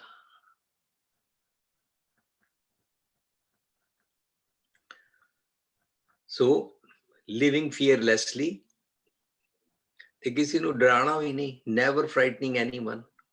ਤੋ ਅਸੀਂ ਨਾ ਡਰਨਾ ਨਾ ਡਰਾਉਣਾ। ਇਸ ਤੋਂ ਅਗਲਾ ਪੁਆਇੰਟ ਅਸੀਂ ਲਿਆ ਸੀ ਮਨ ਤੇ ਹਰ ਵਕਤ ਪਹਿਰਾ ਦੇਣਾ। ਇਹ ਪੁਆਇੰਟ ਅਸੀਂ ਪਿਛਲੀ ਵਾਰੀ ਬਹੁਤ ਸਾਰੇ ਸੱਜਣਾ ਦੀ ਸ਼ੇਅਰਿੰਗ ਵੇਲੇ ਵੀ ਲਿਆ ਸੀ, ਸਾਰਿਆਂ ਨੇ ਬਹੁਤ ਅੱਛਾ ਸ਼ੇਅਰ ਕੀਤਾ ਸੀ। ਪਰ ਇਹਦੇ ਚ ਇੱਕੋ ਮੇਨ ਪੁਆਇੰਟ ਸੀ ਕਿ ਆਪਣੇ ਮਨ ਤੇ ਪਹਿਰਾ ਦੇਣਾ, ਦੂਜਿਆਂ ਤੇ ਮਨ ਤੇ ਪਹਿਰਾ ਨਹੀਂ ਦੇਣਾ। ਅਸੀਂ ਹਮੇਸ਼ਾ ਦੂਜਿਆਂ ਨੂੰ ਵਾਚ ਕਰਦੇ ਰਹਿੰਦੇ ਹਾਂ। ਪਤੀ ਪਤਨੀ ਨੂੰ ਵਾਚ ਕਰਦਾ ਰਹਿੰਦਾ ਹੈ, ਪਤਨੀ ਪਤੀ ਨੂੰ ਵਾਚ ਕਰਦੀ ਰਹਿੰਦੀ ਹੈ, ਇੱਕ ਦੂਜੇ ਦੇ ਫੋਨ ਚੈੱਕ ਕਰਦੇ ਰਹਿੰਦੇ ਨੇ, कहाँ गए थे, किसको टेक्स्ट डाला था, मेरे को फोन दिखाओ। इंज एक दूजे नूं गल्लां करदे ने ना पति पत्नी, मां प्यो बच्चियां नाल करदे ने, एक दूजे नूं चेक ही करदे रहंदे आ। अपनी बस मिस हो जाती है, अपना सिमरन टूट जाता है। सुन साजन प्रेम संदेशरा, अखी तार लगन लगातार वाला जिहड़ी कंटिन्यूटी है ना, वो ब्रेक हो जाती है। क्यों? क्योंकि मैं अपने मन दे उत्ते पहरा देने दी बजाय दूजियां दा वॉचमैन बन गया, दूजियां दे अवगुण चेक करदा रहंदा, दूजियां दे शिप विच, बोट विच, कश्ती विच, टाइटैनिक विच मोरियां लभदा रहंदा, मोरी कित्थे है। पर मैनू ऐ नहीं पता, मैं भी इसी बोट कश्ती च बैठा होया, असी सारी दुनिया दे लोग इक्को बोट च बैठे होए, इक्को टाइटैनिक च बैठे, असी वख नहीं आ। जिवें पेड़, पेड़ दा तना, पेड़ दियां टाहनियां, पेड़ दे फुੱਲ फल, कोई भी अंग पेड़ दा अलग नहीं है, सारे इकट्ठे ने। फुੱਲਾਂ ਨੂੰ ਜਾਂ ਫਲ ਨੂੰ ਹੰਕਾਰ ਹੋ ਜਾਏ ਅਸੀਂ ਸਭ ਕੁਝ ਹੁੰਦੇ ਆ, ਪੱਤੀਆਂ ਨੂੰ ਹੋ ਜਾਏ ਅਸੀਂ ਸਭ ਕੁਝ ਹੁੰਦੇ ਆ, ਟਾਹਣੀਆਂ ਨੂੰ ਹੋ ਜਾਏ, ਤਨੇ ਨੂੰ ਹੰਕਾਰ ਹੋ ਜਾਏ, ਮੈਂ ਮੇਰੇ ਬਿਨਾਂ ਤੇ ਤੁਸੀਂ ਖੜੇ ਹੀ ਨਹੀਂ ਹੋ ਸਕਦੇ, ਨਹੀਂ ਤੇ ਰੂਟਸ ਨੂੰ ਹੰਕਾਰ ਹੋ ਜਾਏ ਕਿ ਅਸੀਂ ਤੁਹਾਨੂੰ ਉੱਪਰ ਖਾਣਾ ਟ੍ਰਾਂਸਮਿਟ ਕਰਦੇ ਆ, ਹੰਕਾਰ ਹੀ ਹੈ ਨਾ। ਇਸ ਤਰ੍ਹਾਂ ਅਸੀਂ ਸਾਰੇ ਇੱਕੋ ਬੋਟ ਚ ਆ, ਪਰ ਅਸੀਂ ਇੱਕ ਬੋਟ ਚ ਦੂਜੇ ਦੇ ਛੇਦ ਲੱਭਦੇ ਰਹਿੰਦੇ ਆ। नहीं तुमने ऐसा किया था, तुमने ऐसा किया था, तू है क्यों कर दी है, वो तुम ऐसे, तुम्हारी मां ऐसे क्यों करती है, यही करते रहते ना सारी। मन ते हर वक्त पहरा देना, अपने मन ते हर वक्त पहरा देना। तुसी ये वाला पॉइंट पिछली बारी सारियां दे नाल सांझ करन, मन ते हर वक्त पहरा देना जिहड़ा अपने इस प्लेटफॉर्म ते डिस्कस कराया, ओदा जितनियां ने सांझ कीती ਉਹਦਾ ਥੈਂਕ ਯੂ ਹੈ। ਪਰ ਇੱਕ ਪੁਆਇੰਟ ਮੇਨ ਯਾਦ ਰੱਖਾਂਗੇ, ਆਪਣੇ ਮਨ ਤੇ ਪਹਿਰਾ ਦੇਣਾ, ਦੂਜਿਆਂ ਦੇ ਮਨ ਉੱਤੇ ਨਹੀਂ ਦੇਣਾ, ਦੂਜਿਆਂ ਦੇ ਐਕਸ਼ਨਸ ਤੇ ਅਸੀਂ ਪਹਿਰਾ ਨਹੀਂ ਦੇਣਾ। ਸਾਡਾ ਸਮਾਂ ਜ਼ਾਇਆ ਹੋ ਜਾਏਗਾ, ਮੈਨੂੰ ਹੰਕਾਰ ਵੀ ਆ ਜਾਏਗਾ। ਅਸੀਂ ਇੱਕ ਵਾਰੀ ਇੱਕ ਸ਼ਲੋਕ ਡਿਸਕਸ ਕੀਤਾ ਸੀ, ਕਬੀਰਾ ਗਾਠ ਨਾ ਖੋਲ, ਨਹੀਂ ਪੱਟਣ ਨਹੀਂ ਪਾਰਖੂ, ਨਹੀਂ ਗ੍ਰਾਹਕ ਨਹੀਂ ਮੋਲ। ਆਮ ਤੌਰ ਤੇ ਇਹਦੇ ਅਰਥ ਇਹ ਸਮਝੇ ਜਾਂਦੇ ਨੇ ਕਿ ਗਾਠ ਨਹੀਂ ਖੋਲਣੀ ਚਾਹੀਦੀ, ਬਈ ਤੁਹਾਨੂੰ ਸੱਚ ਸਮਝ ਆ ਗਿਆ, ਤੁਹਾਡੇ ਕੋਲ ਕੀਮਤੀ ਹੀਰੇ ਜਵਾਹਰਾਤ ਨੇ, ਇਹ ਸਾਰੇ ਲੋਕੀ ਜਿਹੜੇ ਨੇ ਇਹਨਾਂ ਨੂੰ ਅਕਲ ਨਹੀਂ, ਇਹਨਾਂ ਨੂੰ ਸਮਝ ਨਹੀਂ ਹੈ, ਮੂਰਖ ਨੇ, ਇਹਨਾਂ ਦੇ ਅੱਗੇ ਆਪਣੀ ਇਹ ਗੰਠੜੀ ਖੋਲਣ ਦੀ ਲੋੜ ਨਹੀਂ ਹੈ, ਕਿਉਂਕਿ ਇਹਨਾਂ ਨੂੰ ਤੁਹਾਡੇ ਰਤਨ ਜਵਾਹਰ ਮਾਣਿਕ ਦੇ ਬਾਰੇ ਸਮਝ ਨਹੀਂ ਹੈ। ਪਰ ਉਹਦੇ ਵਿਚਕਾਰ ਪਹਿਲੀ ਗੱਲ ਕੀ ਹੋ ਗਈ?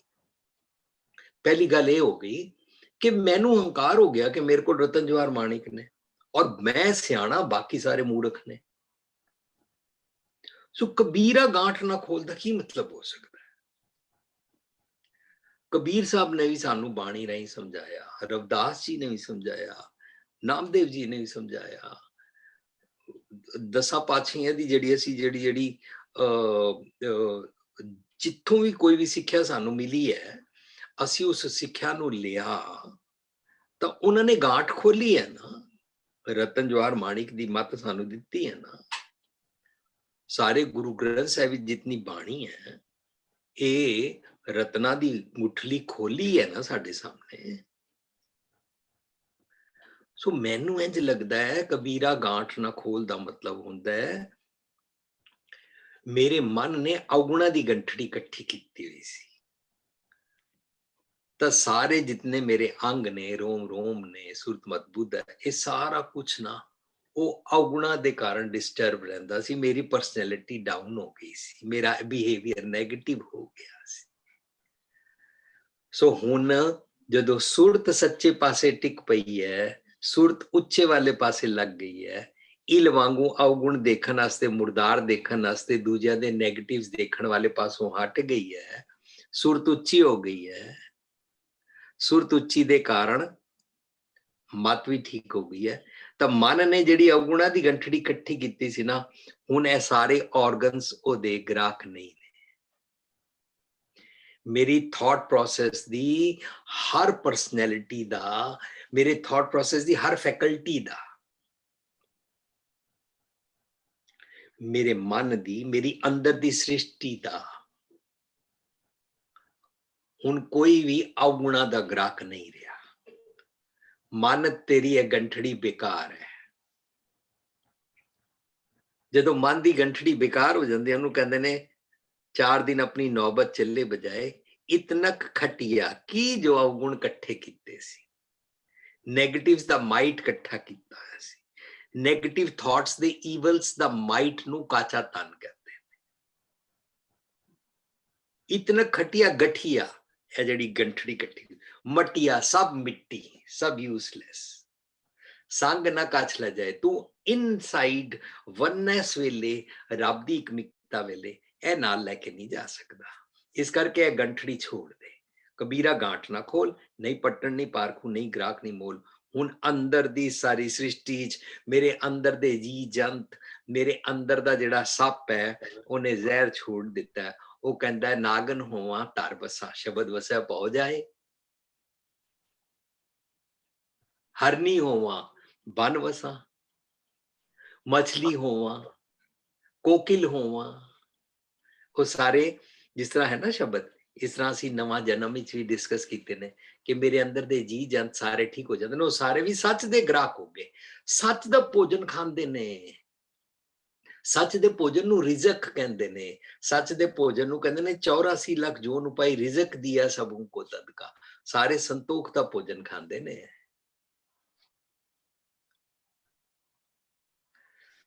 ਹਾਂਜੀ, ਸੋ ਇਹ ਸ਼ਬਦ ਅਸੀਂ ਡਿਟੇਲੀ ਡਿਸਕਸ ਕਰ ਚੁੱਕੇ ਹਾਂ। ਹਰਣੀ ਹੋਵਾਂ ਬਨ ਵਸਾਂ, ਕੰਦ ਮੂਲ ਚੁਣ ਖਾਓ। ਤਾਂ ਇਸ ਤਰ੍ਹਾਂ ਅਸੀਂ ਜੁਝਾਰ ਜੀ ਨਾ ਡਰਨਾ ਨਾ ਡਰਾਉਣਾ ਵਾਲੇ ਸ਼ਬਦ ਅੱਖਰ ਜਿਹੜੇ ਸੈਂਟੈਂਸ ਡਿਸਕਸ ਕੀਤੇ ਸੀ, ਉਹਨਾਂ ਵਿੱਚ ਸੀ ਕਿ ਮੈਂ ਵਰਚੂਜ਼ ਲੈਣ ਤੋਂ ਨਹੀਂ ਡਰਦਾ, ਵਰਚੂਜ਼ ਦੀ ਪ੍ਰੈਕਟਿਸ ਕਰਦਾ। ਹੁਣ ਅੱਜ ਤੁਸੀਂ ਇਹ ਲਾਇਆ ਮਨ ਤੇ ਹਰ ਵਕਤ ਪਹਿਰਾ ਦੇਣਾ। ਇਸ ਤੋਂ ਅਸੀਂ ਅੱਗੇ ਟੁਰਾਂਗੇ ਕਿ ਮੈਂ ਆਪਣੇ ਮਨ ਉੱਤੇ ਪਹਿਰਾ ਦੇਣਾ।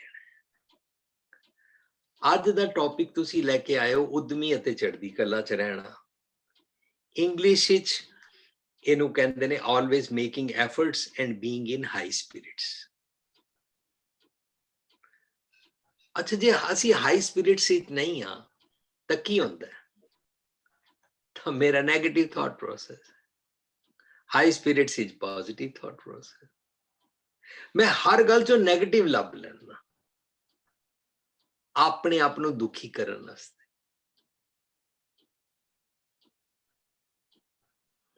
ਹਰ ਗੱਲ ਚੋਂ, ਹਰ ਜਗ੍ਹਾ, ਹਰ ਵੇਲੇ, ਹਰ ਮਨੁੱਖ ਨਾਲ ਡੀਲ ਕਰਨ ਵੇਲੇ, ਹਰ ਚੀਜ਼ਾਂ ਭੋਗਣ ਵੇਲੇ, ਰੋਟੀ ਖਾਣ ਤੋਂ ਲੈ ਕੇ ਕੱਪੜੇ ਪਾਉਣ ਤੋਂ ਲੈ ਕੇ ਸਾਰਾ ਦਿਨ ਮੈਂ ਸਭ ਜਗ੍ਹਾ ਤੋਂ ਜਦੋਂ ਮੈਂ ਨੈਗੇਟਿਵ ਪਿਕਅਪ ਕਰਦਾ ਨਾ,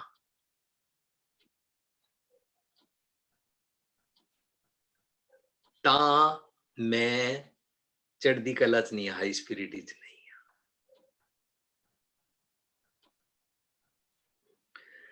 ਕਿਸੇ ਨਾਲ ਮੇਰੀ ਰਿਲੇਸ਼ਨਸ਼ਿਪ ਚੱਲ ਰਹੀ ਹੈ, ਦੁਨੀਆ ਦੇ ਹਰ ਮਨੁੱਖ ਦੇ ਨਾਲ ਮੇਰੀ ਰਿਲੇਸ਼ਨਸ਼ਿਪ ਚੱਲ ਰਹੀ ਹੈ। ਜਿਸ ਮਨੁੱਖ ਦੇ ਨਾਲ ਮੈਂ ਆਪਣੇ ਪਿਛਲੇ 40 50 60 70 80 ਸਾਲ ਵਿੱਚ ਮਿਲਿਆ, ਉਹਦੇ ਨਾਲ ਮੇਰੀ ਰਿਲੇਸ਼ਨਸ਼ਿਪ ਚੱਲ ਰਹੀ ਹੈ।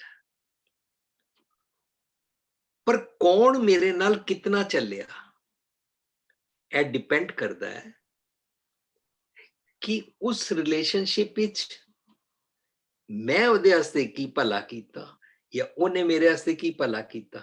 ਇੰਜ ਹੁੰਦਾ ਨਾ, ਅਸੀਂ ਸਾਰੇ ਇੱਕ ਦੂਜੇ ਵਾਸਤੇ ਬਣੇ ਆ। ਪਰ ਹੁਣ ਉਹਦੇ ਪੁਆਇੰਟ ਆਫ ਵਿਊ ਨੂੰ ਛੱਡ ਕੇ ਆਪਣੇ ਬਾਰੇ ਸੋਚ ਰਿਹਾ ਨਾ, ਮਨ ਤੇ ਹਰ ਵਕਤ ਪਹਿਰਾ ਦੇਣਾ, ਤਾਂ ਫਿਰ ਇਹ ਸੋਚਣਾ ਪਏਗਾ ਕਿ ਮੈਂ ਰਿਲੇਸ਼ਨਸ਼ਿਪ ਖੁਦਗਰਜ਼ੀ ਪਿੱਛੇ ਰੱਖਣਾ ਹਾਂ, ਕਿ ਮੈਂ ਉਹਦੇ ਨਾਲ ਰਿਲੇਸ਼ਨਸ਼ਿਪ ਇਸ ਕਰਕੇ ਤੋੜ ਦਿੱਤੀ ਹੈ ਕਿ ਉਹਨੇ ਮੇਰਾ ਇੱਕ ਕੰਮ ਨਹੀਂ ਕੀਤਾ, ਕਿ ਮੈਂ ਰਿਲੇਸ਼ਨਸ਼ਿਪ ਇਸ ਕਰਕੇ ਛੋੜ ਦਿੱਤੀ ਹੈ ਕਿ ਐਵੇਂ ਉਹ ਮੇਰੇ ਵੱਲ ਸਿੱਧਾ ਮੂੰਹ ਕਰਕੇ ਬੈਠਦਾ ਸੀ, ਇੱਕ ਦਿਨ ਉਹ ਅਚਾਨਕ ਉਹਨੇ ਪਿੱਠ ਕੀਤੀ ਹੋਈ ਸੀ। ਕਿ ਮੈਂ ਰਿਲੇਸ਼ਨਸ਼ਿਪ ਇਸ ਕਰਕੇ ਤੋੜ ਦਿੱਤੀ ਹੈ ਕਿ ਉਹ ਮੇਰੇ 90 ਕੰਮ ਕਰ ਦਿੱਤੇ, 91 ਨਹੀਂ ਕੀਤਾ ਜਾਂ 99 ਕੀਤੇ, ਇੱਕ ਨਹੀਂ ਕੀਤਾ, ਤੇ ਮੈਂ ਰੁੱਸ ਜਾਂਦਾ।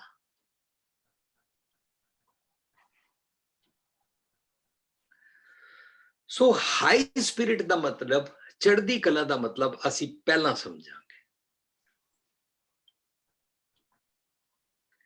ਚੜ੍ਹਦੀ ਕਲਾ ਦਾ ਮਤਲਬ ਹੈ ਗੁਣਾ ਕਾ ਹੋਵੇ ਵਾਸਲਾ ਕੱਢ ਵਾਸ ਲਈ ਜੈ। ਜੇ ਗੁਣ ਹੋਵਨ ਸਾਂਝ ਨਾ ਮਿਲ ਸਾਂਝ ਕਰੀ ਜੈ, ਸਾਂਝ ਕਰੀ ਜੇ ਗੁਣਾ ਕੇਰੀ ਛੋੜ ਅਵਗੁਣ ਚੱਲੀ ਹੈ। ਜਿੱਥੇ ਜਾਏ ਬਈ ਹੈ ਭਲਾ ਕਹੀ,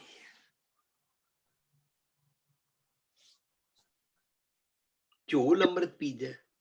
ਅੱਛਾ, ਜਿੱਥੇ ਜਾਏ ਬਈਏ ਭਲਾ ਕਹੀਏ ਦਾ ਮਤਲਬ ਕੀ ਹੈ? ਸੋ ਹੁਣ ਮੈਂ ਆਪਣੇ ਘਰ ਬੈਠਾ ਹੋਇਆ, ਤਾਂ ਮੈਂ ਕਿੱਥੇ ਹੋਰ ਤੇ ਗਿਆ ਨਹੀਂ, ਤਾਂ ਮੈਂ ਇੱਥੇ ਵੀ ਭਲਾ ਕਰਾਂ, ਭਲਾ ਸੋਚਾਂ, ਤੇ ਜਿਹਦੇ ਕੋਲ ਜਾਇਆ ਕਰਾਂ। ਫਰਜ਼ ਕਰੋ ਜੁਝਾਰ ਜੀ, ਮੈਂ ਤੁਹਾਨੂੰ ਪ੍ਰਾਈਵੇਟਲੀ ਫੋਨ ਤੇ ਮਿਲਾਂ ਜਾਂ ਫੇਸ ਟਾਈਮ ਤੇ ਮਿਲਾਂ ਜਾਂ ਤੁਹਾਡੇ ਘਰ ਜਾਵਾਂ, ਤੇ ਮੈਂ ਤੁਹਾਡੇ ਨਾਲ ਬਸ ਇਹੀ ਗਿਲੇ ਸ਼ਿਕਵੇ ਕਰਾਂ, ਤੂੰ ਮੇਰੇ ਨਾਲ ਉਸ ਵੇਲੇ ਇਹ ਨਹੀਂ ਕੀਤਾ ਸੀ, ਉਸ ਵੇਲੇ ਇਹ ਨਹੀਂ ਕੀਤਾ ਸੀ, ਦੇਖ ਤੂੰ ਮੇਰਾ ਅੱਛਾ ਫਰੈਂਡ ਹੈ, ਮੈਂ ਤੇਰੇ ਵਾਸਤੇ ਇਹ ਕੀਤਾ, ਮੈਂ ਤੇਰੇ ਵਾਸਤੇ ਉਹ ਕੀਤਾ, ਮੈਂ ਤੇਰੇ ਵਾਸਤੇ ਉਹ ਕੀਤਾ, ਇੰਜ ਕੀਤਾ ਉਂਝ ਕੀਤਾ, ਪੁਰਾਣੀਆਂ ਗੱਲਾਂ ਤੇ ਮੈਂ ਤੈਨੂੰ ਯਾਦ ਕਰਾਵਾਂ ਕਿ ਇਹ ਮੈਂ ਸਭ ਕੁਝ ਤੇਰੇ ਵਾਸਤੇ ਕੀਤਾ। ਤੈਨੂੰ ਯਾਦ ਹੈ ਤੈਨੂੰ ਸਕੂਲ ਐਡਮਿਸ਼ਨ ਨਹੀਂ ਸੀ ਮਿਲਦੀ? ਤੈਨੂੰ ਯਾਦ ਹੈ ਮੈਂ ਫਲਾਣੇ ਕੋਲ ਗਿਆ ਸੀ ਤੇਰੇ ਵਾਸਤੇ, ਅੱਧੀ ਰਾਤੀ ਉੱਠ ਕੇ ਗਿਆ ਸੀ, ਪੱਲਿਓਂ ਲਗਾ ਕੇ ਗਿਆ ਸੀ, ਮੈਂ ਆਪਣੇ ਕੰਮ ਤੋਂ ਉੱਠ ਕੇ ਗਿਆ ਸੀ। ਇੰਜ ਮੈਂ ਤੁਹਾਡੇ ਨਾਲ ਚੁਣ ਚੁਣ ਕੇ ਅਵਗੁਣ ਕੱਢ ਕੱਢ ਕੇ ਤੁਹਾਨੂੰ ਯਾਦ ਕਰਾਵਾਂ, ਤੁਹਾਨੂੰ ਜ਼ਲੀਲ ਕਰਾਂ, ਤੁਹਾਨੂੰ ਨੀਵਾਂ ਪਾਵਾਂ, ਤੁਹਾਨੂੰ ਲੈਟ ਡਾਊਨ ਕਰਾਂ, ਤੁਹਾਨੂੰ ਇੱਥੇ ਤੱਕ ਨੱਕ ਰਗੜਵਾ ਦਿਆਂ ਕਿ ਤੁਸੀਂ ਮਾਫੀਆਂ ਮੰਗੋ, ਤੇ ਜਦੋਂ ਤੁਸੀਂ ਮਾਫੀਆਂ ਮੰਗੋ ਤੁਹਾਨੂੰ ਮੈਂ ਮਾਫ ਨਾ ਕਰਾਂ, ਹੈ ਨਾ? ਤਾਂ ਮੈਂ ਹਾਈ ਸਪਿਰਿਟ ਵਿੱਚ ਨਹੀਂ ਆ, ਤਾਂ ਮੈਂ ਚੜ੍ਹਦੀਆਂ ਕਲਾਂ ਚ ਨਹੀਂ ਆ, ਮੈਂ ਘਰੋਂ ਹੀ ਢਹਿੰਦੀਆਂ ਕਲਾਂ ਦੀ ਬੱਸ ਤੇ ਗਿਆ। ਮੈਂ ਢਹਿੰਦੀਆਂ ਕਲਾਂ ਚ ਦਿਨ ਰਾਤ ਸੋਚਦਾ, ਮੈਂ ਢਹਿੰਦੀਆਂ ਕਲਾਂ ਚ ਹਾਂ, ਮੈਨੂੰ ਲੋਕੀ ਚੰਗੇ ਨਹੀਂ ਲੱਗਦੇ, ਮੈਨੂੰ ਹਿੰਦੂ ਮੁਸਲਮਾਨ ਸਿੱਖ ਈਸਾਈ ਦਾ ਵਿਤਕਰਾ ਮੇਰੇ ਦਿਮਾਗ ਵਿੱਚ ਵੜਿਆ ਰਹਿੰਦਾ ਹੈ ਨਾ? ਜੇ ਮੈਂ ਨੂੰਹ ਆ ਤੇ ਮੈਨੂੰ ਸੱਸ ਚੰਗੀ ਨਹੀਂ ਲੱਗਦੀ, ਸੱਸ ਆ ਤੇ ਨੂੰਹ ਚੰਗੀ ਨਹੀਂ ਲੱਗਦੀ। ਜੇ ਮੈਂ ਜਵਾਈ ਆ ਤੇ ਮੈਨੂੰ ਉਹ ਸੱਸ ਸਹੁਰਾ ਚੰਗੇ ਨਹੀਂ ਲੱਗਦੇ, ਜਾਂ ਮੇਰੀ ਵਾਈਫ ਦੇ ਭੈਣ ਭਰਾ ਚੰਗੇ ਨਹੀਂ ਲੱਗਦੇ। ਬਸ ਹਮੇਸ਼ਾ ਢਹਿੰਦੀਆਂ ਕਲਾਂ ਵਿੱਚ ਇਹ ਪੁਆਇੰਟ ਜੇ ਸਮਝ ਆ ਜਾਏ ਨਾ, ਚੜ੍ਹਦੀਆਂ ਕਲਾਂ ਕੀ ਹੁੰਦਾ, ਤਾਂ ਚੜ੍ਹਦੀ ਕਲਾ ਵਾਲਾ ਨਾ ਟੌਪਿਕ ਬਹੁਤ ਵੱਡਾ ਹੈ। ਪਰ ਅੱਜ ਦੀ ਤੁਸੀਂ ਇਹ ਜਿਹੜੀ ਸਟੇਟਮੈਂਟ ਬਣਾਈ ਹੈ ਸਿਮਰਨ ਚਾਰਟ ਚੋਂ, ਇੰਗਲਿਸ਼ ਨੂੰ ਦੁਬਾਰਾ ਦਿਖਾਓ।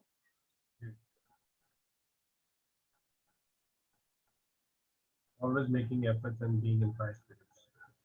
Always making efforts and being in high spirits. ਇਹਦਾ ਮਤਲਬ ਹਾਈ ਸਪਿਰਿਟ ਜੇ ਸਮਝ ਆ ਜਾਏ, ਹਾਈ ਸਪਿਰਿਟ ਸਾਡਾ ਗੋਲ ਹੈ, ਨੈਵਰ ਐਂਡਿੰਗ ਗੋਲ ਹੈ। ਹਾਈ ਸਪਿਰਿਟ ਕੋਈ ਇੱਕ ਡੈਸਟੀਨੇਸ਼ਨ ਨਹੀਂ ਹੈ ਕਿ 10 ਮੀਲ ਚਲੇ ਗਏ ਤੇ ਉੱਥੇ ਗੋਲ ਆ ਗਿਆ, ਉੱਥੇ ਅਚੀਵ ਹੋ ਗਏ, ਉੱਥੇ ਉਤਰ ਗਏ। ਨਹੀਂ ਨਹੀਂ ਨਹੀਂ, ਇਹ ਸਾਰੀ ਉਮਰ पॉजिटिव थिंकिंग रखनी, पॉजिटिव एटीट्यूड बनाना।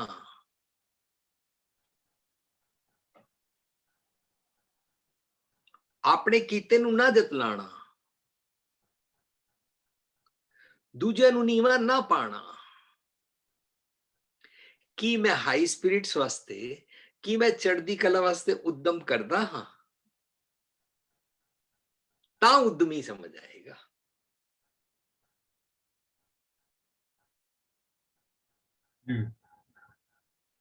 सो ये सेंटेंस ना सानू फ्लिप करके ऐ समझना पड़ेगा।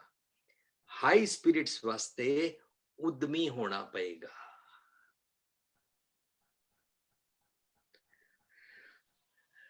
जुझार जी, उद्यम लफज एफर्ट नू कहते हैं। अच्छा, लोकी उद्यम करते ने बच्चे नू पढ़ाने दा, अपनी पढ़ाई दा। लोग उद्यम करते ने पढ़ाई करके या बिजनेस करने वास्ते या नौकरी करने वास्ते, पैसे कमाने दा उद्यम करते हैं। करना चाहिए क्योंकि असी अपना शरीर उहदे नाल पालना, टब्बर पालना है, दुनिया दा समाज सिस्टम चल रहा है, ठीक है। पर असी अपने उत्ते ए उद्यम नहीं करते कि मैं हाई स्पिरिट्स विच किवें रहना है, चढ़दी कला च किवें रहना है। असी चढ़दी कला दा लफज सिर्फ एक डेथ नाल नहीं जोड़ांगे या सिर्फ एक दुनियावी बिजनेस घाटियां नाल नहीं जोड़ांगे। कोई लॉसिस हो जाते हैं, सिर्फ उहदे नाल नहीं जोड़ांगे। असी सिमरन नाल दा जोड़ रहे हैं दे नाल कि मैं हर वेले चढ़दी कला विच रवां। इनू सिमरन कहंदे ने। चढ़दी कला दी अवस्था च किवें रहा जांदा है हाई स्पिरिट्स विच, पॉजिटिव एटीट्यूड, इहदे वास्ते मैं की एफर्ट्स करदा हां। जिहड़े एफर्ट्स करदा हां वो नाम जपना है, वो नाम दृढ़ करना है, वो जप करना है।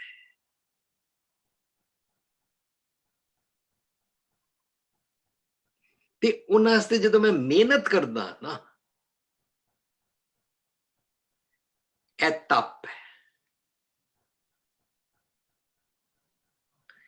मैं उद्यम करदा हां कि मैं अपने अवगुणां नूं फिक्सअप करन वास्ते चढ़दी कला च रवां, सतगुर दी मत लवां। तां जदों मैनूं कोई मेरा अवगुण दसेगा तां मैं अपनी लिसनिंग ठीक करां। ਇਹਦਾ मतलब मैं अपनी जिंदगी च उद्यम करदा हां कि मैं सुनना ठीक करा। I should fix up my listening. है उद्यम है।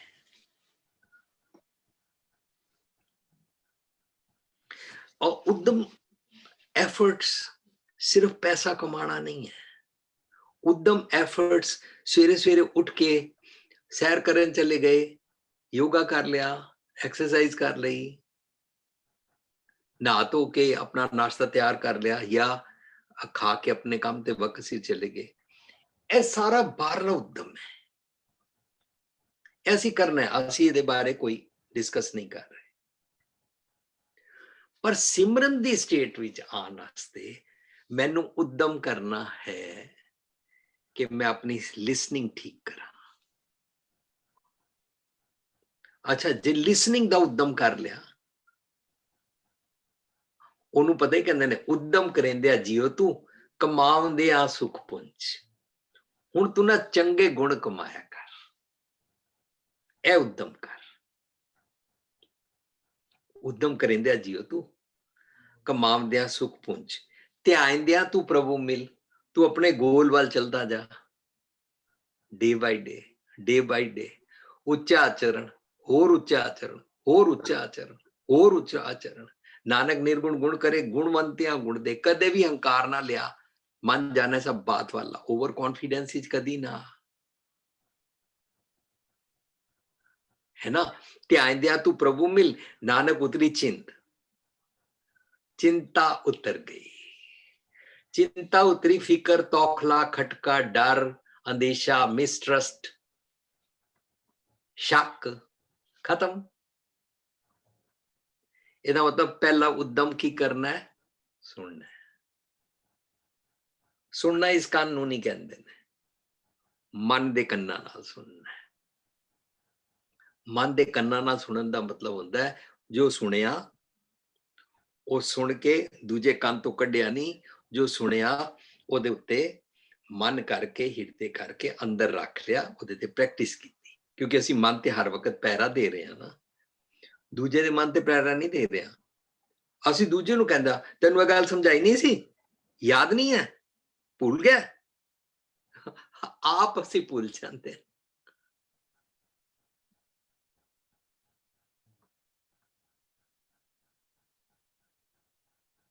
है ना। कोई भी विचों क्वेश्चन आ जाएगा वो नार ही ले लेना। हाँ जी, हाले भी आया टॉपिक बहुत सिंपल लगा, बहुत नाइसली ਤੁਸੀਂ ਐਕਸਪਲੇਨ ਕਰ ਰਹੇ ਹੋ। ਸਵਾਲ ਵਾਲੀ तो उद्यमी, उद्यम करेंदिया जियो तू, कमाउंदिया सुख पहुंच। ए कमाउंदिया पैसा नहीं है, ए कमाउंदिया बिजनेस नौकरी करना नहीं है। ਜਿਹੜੀਆਂ ਸਾਡੀਆਂ ਮਾਵਾਂ, ਵੋਟੀਆਂ, ਧੀਆਂ, ਭੈਣਾਂ ਘਰ ਬੈਠ ਕੇ ਹਾਊਸ ਵਾਈਫ ਨੇ, ਉਹ ਸਾਡੇ ਨਾਲ ਜ਼ਿਆਦਾ ਕਮਾ ਰਹੀਆਂ ਨੇ। ਸਾਨੂੰ ਲੱਗਦਾ ਹੈ ਤੇ ਪੈਸੇ ਕਮਾਉਣ ਜਾਂਦੀ ਹੀ ਨਹੀਂ। ਤੇ ਜਿਹੜੀ ਪੈਸੇ ਕਮਾਉਣ ਜਾਂਦੀ ਹੈ ਉਹਨੂੰ ਆਪਣਾ ਹੀ ਹੰਕਾਰ ਹੋ ਜਾਂਦਾ, ਜੇ ਮੈਂ ਨਾ ਕਮਾ ਕੇ ਆਵਾਂ ਤੁਸੀਂ ਸਾਰੇ ਭੁੱਖੇ ਮਰੋਗੇ, ਮੈਂ ਵੀ ਤੇ ਕਮਾਉਣ ਜਾਂਦੀ ਹਾਂ, ਮੈਂ ਵੀ ਤੇ ਥੱਕ ਗਈ ਹਾਂ। ਉਹ ਤਾਂ ਫਿਰ ਉਹ ਗੱਲ ਇਸ ਚੈਪਟਰ ਹੀ ਦੂਜਾ ਹੈ। कोई भी इंसान किसी भी उम्र दा है, किसी भी जेंडर दा है, किसी भी मजहब दा है, किसी भी स्टेटस दा है, रब नूं मनदा है या नहीं मनदा, दुनिया च किथे भी है, जे वो चंगे गुण कमांदा है, ਇਹਦਾ उद्यम करना है तां मानो सिमरन है। चंगे गुण कमाना, जिथे जाए भईया भला की है।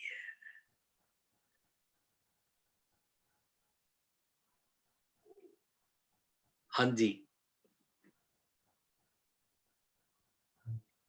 उद्यमी। सो उद्यम करेंदा जियो तू। पर जदों आएगा ना उद्यम करन वेले असी दुनियावी चीजां तो अपने उन सिमरन बारे सीख रहे हाँ, तो उद्यम मैनू केड़ा करना है। जो ही मैं लिसनिंग दा उद्यम कीता, जो ही मैं मन करके सुनिया, तो हुण असी बाणी चो सिखांगे कि व्हाट हैपन्स। ए श्रवणों मेरे ओ साचे सुनन नो पठाए, साचा सुनन नो पठाए, शरीर लाए सुनो सत बाणी। शरीर लाए दा मतलब मन करके, सिंसियरली, ट्रूली। अच्छा ना मैंने सुन लिया ना, बार बार मत कहो ना, इंज कहते हैं ना। पर जिहड़ा सिंसियरली सुन रहा है वो सुन रहा है। ए श्रवणों मेरे ओ साचा सुनन नो पठाए, शरीर लाए सुनो सत बाणी। जित सुनी मन तन हरिया हुआ, अंदरों बाहरों हरे भरे हो गए, पत चढ़ांदी नहीं, हमेशा लिए स्प्रिंग बसंत हो गई। तीन बसंत जो हर गुण गाए। शरीर लाए सुनो सत बाणी, जित सुनी मन तन हरिया हुआ, रसना रस समाणी। सो पहला उद्यम सुनिया, ओदे नाल मेरा सारा फिक्सअप होया और मेरी मन दी रसना भी मिठी हो गई, रस आ गया। ਇਹਦਾ ਮਤਲਬ ਅਸੀਂ ਜਦੋਂ ਸਿਮਰਨ ਕਰਦੇ ਆ ਨਾ, ਤਾਂ ਸਿਮਰਨ ਵਿੱਚ ਅਸੀਂ ਉਦਮ ਕਰਦੇ ਆ, ਇਹ ਸਾਨੂੰ ਬਖਸ਼ਿਸ਼ ਪ੍ਰਾਪਤ ਹੁੰਦੀ ਹੈ, ਸਾਡਾ ਐਟੀਟਿਊਡ ਫਿਕਸ ਅਪ ਹੁੰਦਾ ਹੈ, ਅਸੀਂ ਮਿੱਠਾ ਬੋਲਦੇ ਆ। ਦੂਜਾ ਅਸੀਂ ਕੀ ਕਰਦੇ ਆ ਜੁਝਾਰ ਜੀ ਸੇ ਐਨੀਥਿੰਗ? ਇੱਕ ਤਾਂ ਮਿੱਠਾ ਬੋਲਦੇ ਆ, ਦੂਜਾ ਸਭ ਤੋਂ ਪਹਿਲੇ ਜਿਹੜੀ ਸਰੈਂਡਰੈਂਸ ਦੀ ਗੱਲ ਕਰ ਰਿਹਾ ਸੀ, ਸਭ ਤੋਂ फोकस पे उस पे ही होना चाहिए, क्योंकि जब तक मेरे अंदर वो सरेंडरेंस नहीं होगी ना, मैं एफर्ट पावांगा ही नहीं। हाँ जी, पर जदों मेरी रसना मिठी होई, मैं मिठा बोलना शुरू किया, दूजा काम मैं शुरू की किया, ਕਿਸੇ ਦਾ ਮਨ ਨਹੀਂ ਦੁਖਾਉਂਦਾ ਵਾ। ਵਾਹ, ਉਹਨੂੰ ਮਿੱਠਾ ਬੋਲਣ ਨਾਲ ਹੀ ਜੋੜ ਲਓ। ਤੀਜਾ, ਗੁੱਸਾ ਨਹੀਂ ਕਰਦਾ। ਨਿੰਦਾ ਨਹੀਂ ਕਰਦਾ।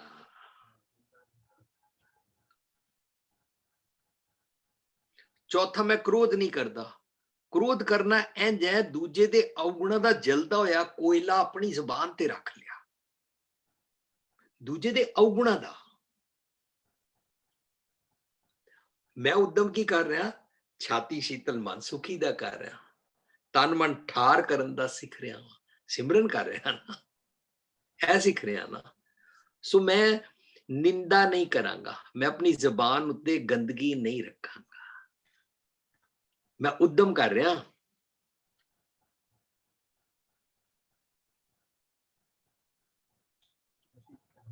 ਕਦੀ ਵੀ ਕੋਈ ਨੈਗੇਟਿਵ ਫਲੋਟ ਵੀ ਨਹੀਂ ਕਰਦੇ ਫਿਰ ਜਦੋਂ ਨਿੰਦਾ ਕਰਦੇ। ਮੈਂ ਇੱਕ ਵਾਰੀ ਪਹਿਲੇ ਵੀ ਡਿਸਕਸ ਕੀਤਾ ਸੀ, gossip ends when it comes to a wise person.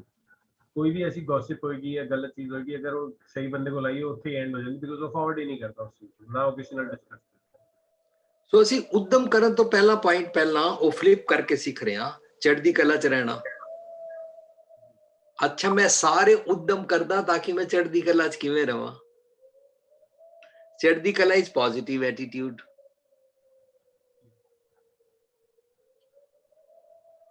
सब जगह तो नेगेटिव पिकअप नहीं करांगा।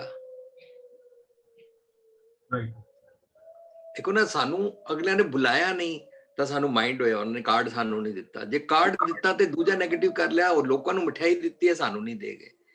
तीजा नेगेटिव पिकअप कर लिया, लोगों को ड्राई फ्रूट दिता, सानू पिछले साल का पुराना दे गए। चौथा नेगेटिव पिकअप कर लिया, बुलान क्यों नहीं सी आए। पंजवा पिकअप कर लिया, असी उत्थे गए, सानू आइसक्रीम नहीं मिली। छेवां पिकअप कर लिया, कॉफी नहीं मिली। सतवां पिकअप कर लिया, खाने च मिर्चा ज्यादा सी। अठवां पिकअप कर लिया, मैनू ते उन्होंने बुला के पूछा ही नहीं।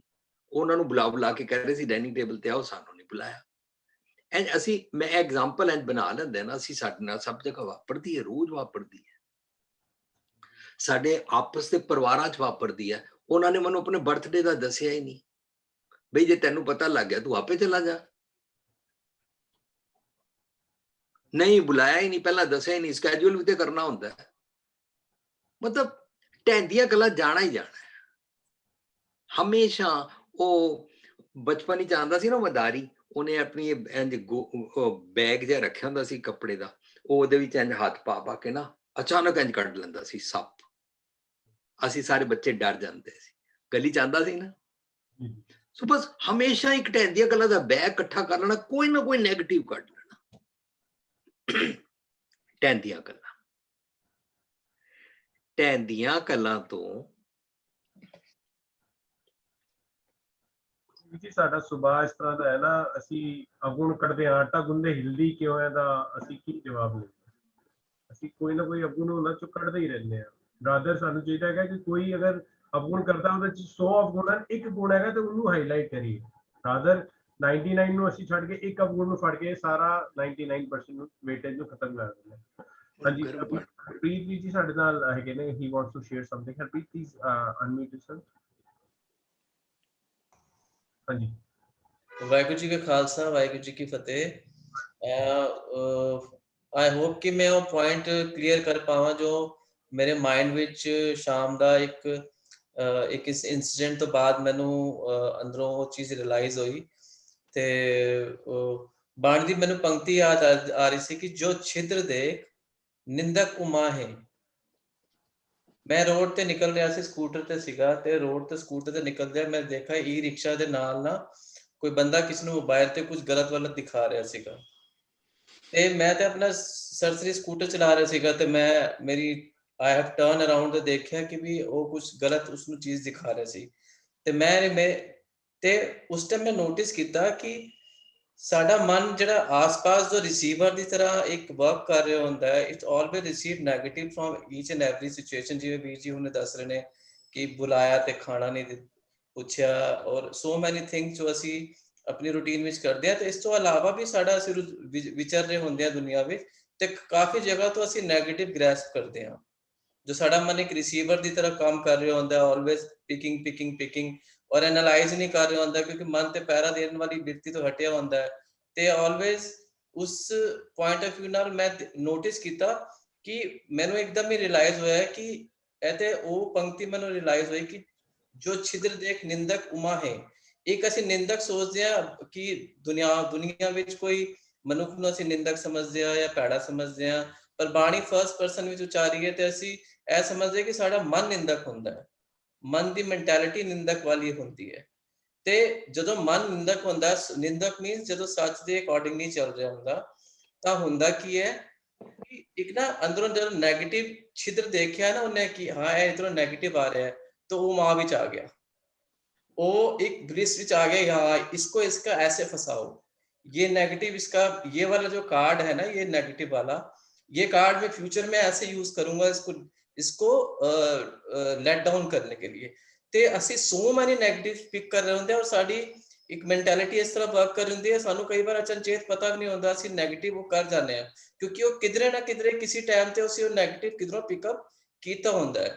ਤੇ ਮੈਨੂੰ ਇਹ ਚੀਜ਼ ਸਮਝ ਆਈ ਅੱਜ ਕਿ ਜੋ ਛਿਦਰ ਦੇਖ ਨਿੰਦਕ ਉਮਾਹੇ ਦਾ ਮੀਨਿੰਗ ਮੈਨੂੰ ਸਮਝ ਆਇਆ ਕਿ ਛਿਦਰ ਦੀ ਤਰ੍ਹਾਂ ਜਿਹੜਾ ਮੇਰਾ ਅਵਗੁਣ ਮੇਰੇ ਅੰਦਰ ਆ ਰਿਹਾ ਸੀ, ਉਸਨੂੰ ਦੇਖਦੇ ਸਾਰੇ ਜਿਹੜਾ ਨੈਗੇਟਿਵ ਮਨ ਦਾ ਪ੍ਰੋਸੈਸ ਸੀਗਾ ਉਹ ਮਾਂ ਵਿੱਚ ਆ ਗਿਆ ਕਿ ਇਹ ਨੈਗੇਟਿਵ ਇਹਦੇ ਵਿੱਚ ਆ ਰਿਹਾ ਤੇ ਇਸ ਨੂੰ ਅਸੀਂ ਫਿਊਚਰ ਵਿੱਚ ਇਸ ਕਾਰਡ ਨੂੰ ਇਸ ਤਰ੍ਹਾਂ ਯੂਜ਼ ਕਰਾਂਗੇ। ਕਿਉਂ?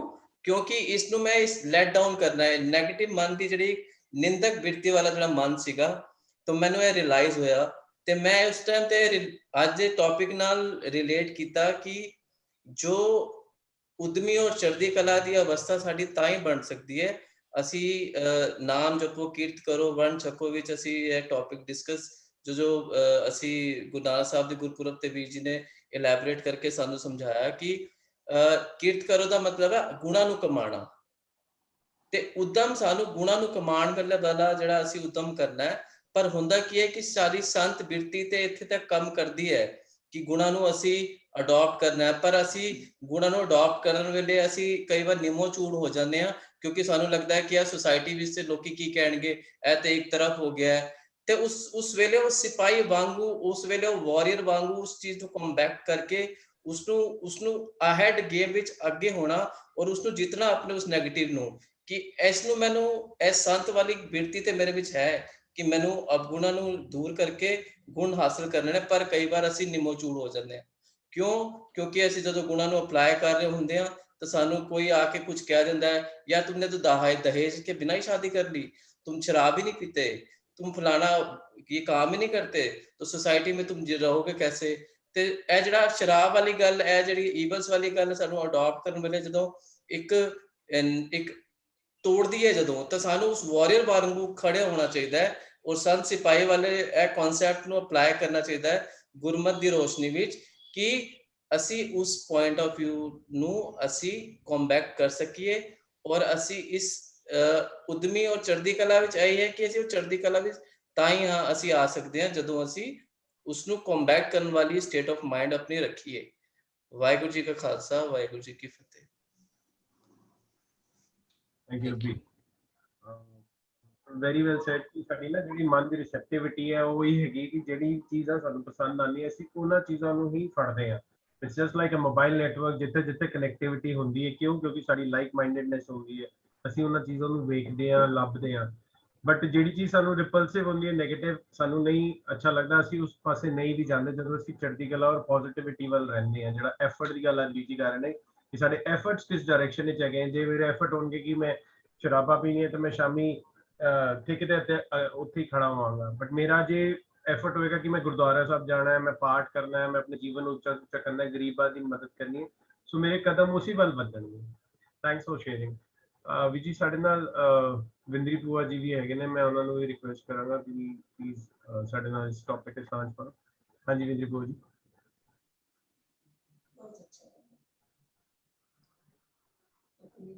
ਵਾਹਿਗੁਰੂ ਜੀ ਕਾ ਖਾਲਸਾ, ਵਾਹਿਗੁਰੂ ਜੀ ਕੀ ਫਤਿਹ। ਦੇਖੋ ਜਿਨ ਚੜ੍ਹਦੀ ਕਲਾ ਦੀ ਗੱਲ ਅਸੀਂ ਕਰ ਰਹੇ ਹਾਂ, this is the high spirit, it the state of the mind, it the state of the mind. ਹੁਣ ਕੀ ਹੁੰਦਾ ਕਿ ਜਿਨ ਜਿਨ ਗੁਣਾ ਕਾ ਹੋਇਆ ਵਾਸਲਾ, ਜਿਨ ਜਿਨ ਅਸੀਂ ਗੁਣਾ ਨੂੰ ਪ੍ਰੈਕਟਿਸ ਕਰਦੇ ਹਾਂ, time will come when we fall, we get up, we fall, we get up, but ਅਸੀਂ ਇਸ ਨੂੰ ਚੜ੍ਹਦੀ ਕਲਾ ਨਹੀਂ ਕਵਾਂਗੇ। ਜਿਸ ਦਿਨ ਅਸੀਂ ਇੱਕ ਦਿਨ ਨਾਲ ਜੁੜ ਗਏ ਔਰ ਚੜ੍ਹਦੀ ਕਲਾ ਹਾਗੇ ਤੇ ਅਸੀਂ ਕਦੀ ਨਹੀਂ ਟਵਾਂਗੇ। Now you will see in life कि ਜਦੋਂ ਵੀ ਕੋਈ situations ਆਉਂਦੇ ਨੇ ਤੇ ਲੋਕ ਕਹਿੰਦੇ ਜੀ ਜਿਤਨੀ incidents ਹੋ ਗਏ ਬੜੀ ਚੜ੍ਹਦੀ ਕਲਾ ਵਿੱਚ ਹੈਗੀ, ਪਰ ਫਿਰ ਕੋਈ ਮਹੀਨੇ ਬਾਅਦ ਕੋਈ ਐਸੀ ਗੱਲ ਹੁੰਦੀ ਹੈ ਕਿ ਅਸੀਂ ਇੱਕਦਮ ਢਹਿ ਢੇਰੀ ਹੋ ਜਾਂਦੇ ਹਾਂ। Now we have got a message ਕਿ ਜਿਹੜੇ ਉਹ ਮਹੀਨੇ 2 ਮਹੀਨੇ ਚੜ੍ਹਦੀ ਕਲਾ ਬੋਲਦੇ ਰਹੇ ਨਾ, introspect and see was it ਵਾਕਈ ਚੜ੍ਹਦੀ ਕਲਾ, ਕਿਤੇ ਇਹ ਤੇ ਨਹੀਂ ਸੀ ਕਿ it was all in a comfort zone, ਸਾਡੇ ਹਿਸਾਬ ਦੇ ਨਾਲ ਚੀਜ਼ਾਂ ਚੱਲ ਰਹੀਆਂ ਸਨ, ਅਸੀਂ ਉਸੇ ਹਿਸਾਬ ਨਾਲ ਚੱਲਦੇ ਰਹੇ ਔਰ ਅਸੀਂ ਉਸ ਨੂੰ ਨੇਮ ਕਰਦੇ ਹਾਂ ਅਸੀਂ ਚੜ੍ਹਦੀ ਕਲਾ ਵਿੱਚ ਹਾਂ। For example, I'll give you ਕਿ I love 90 people, balki 99 people, I really love them. And I said, I have unconditional love, just love, unconditional. The last person, 100% jada I say, I just cannot stand him. That one person gives me a message, there are 99 hai na, that is not unconditional. You are patting yourself on a wrong place now. Because one person has told you, 99 where you were putting your unconditional love was actually all in your comfort zone. And you have been just naming them unconditional. So what happens in our life also?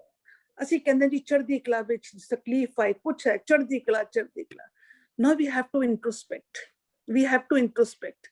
Agar us naal ek wari preet di char jud gayi, fir tuttegi kadi nahi. It does not break. पर बड़ी बार कहते हैं कि सिमरन करते हैं कहते हैं कि साडा लिव लग गई, फिर टूट गई, फिर लिव लग, दिस इज अगेन एक परम है, अगर जुड़ गई तो फिर टूटती नहीं है।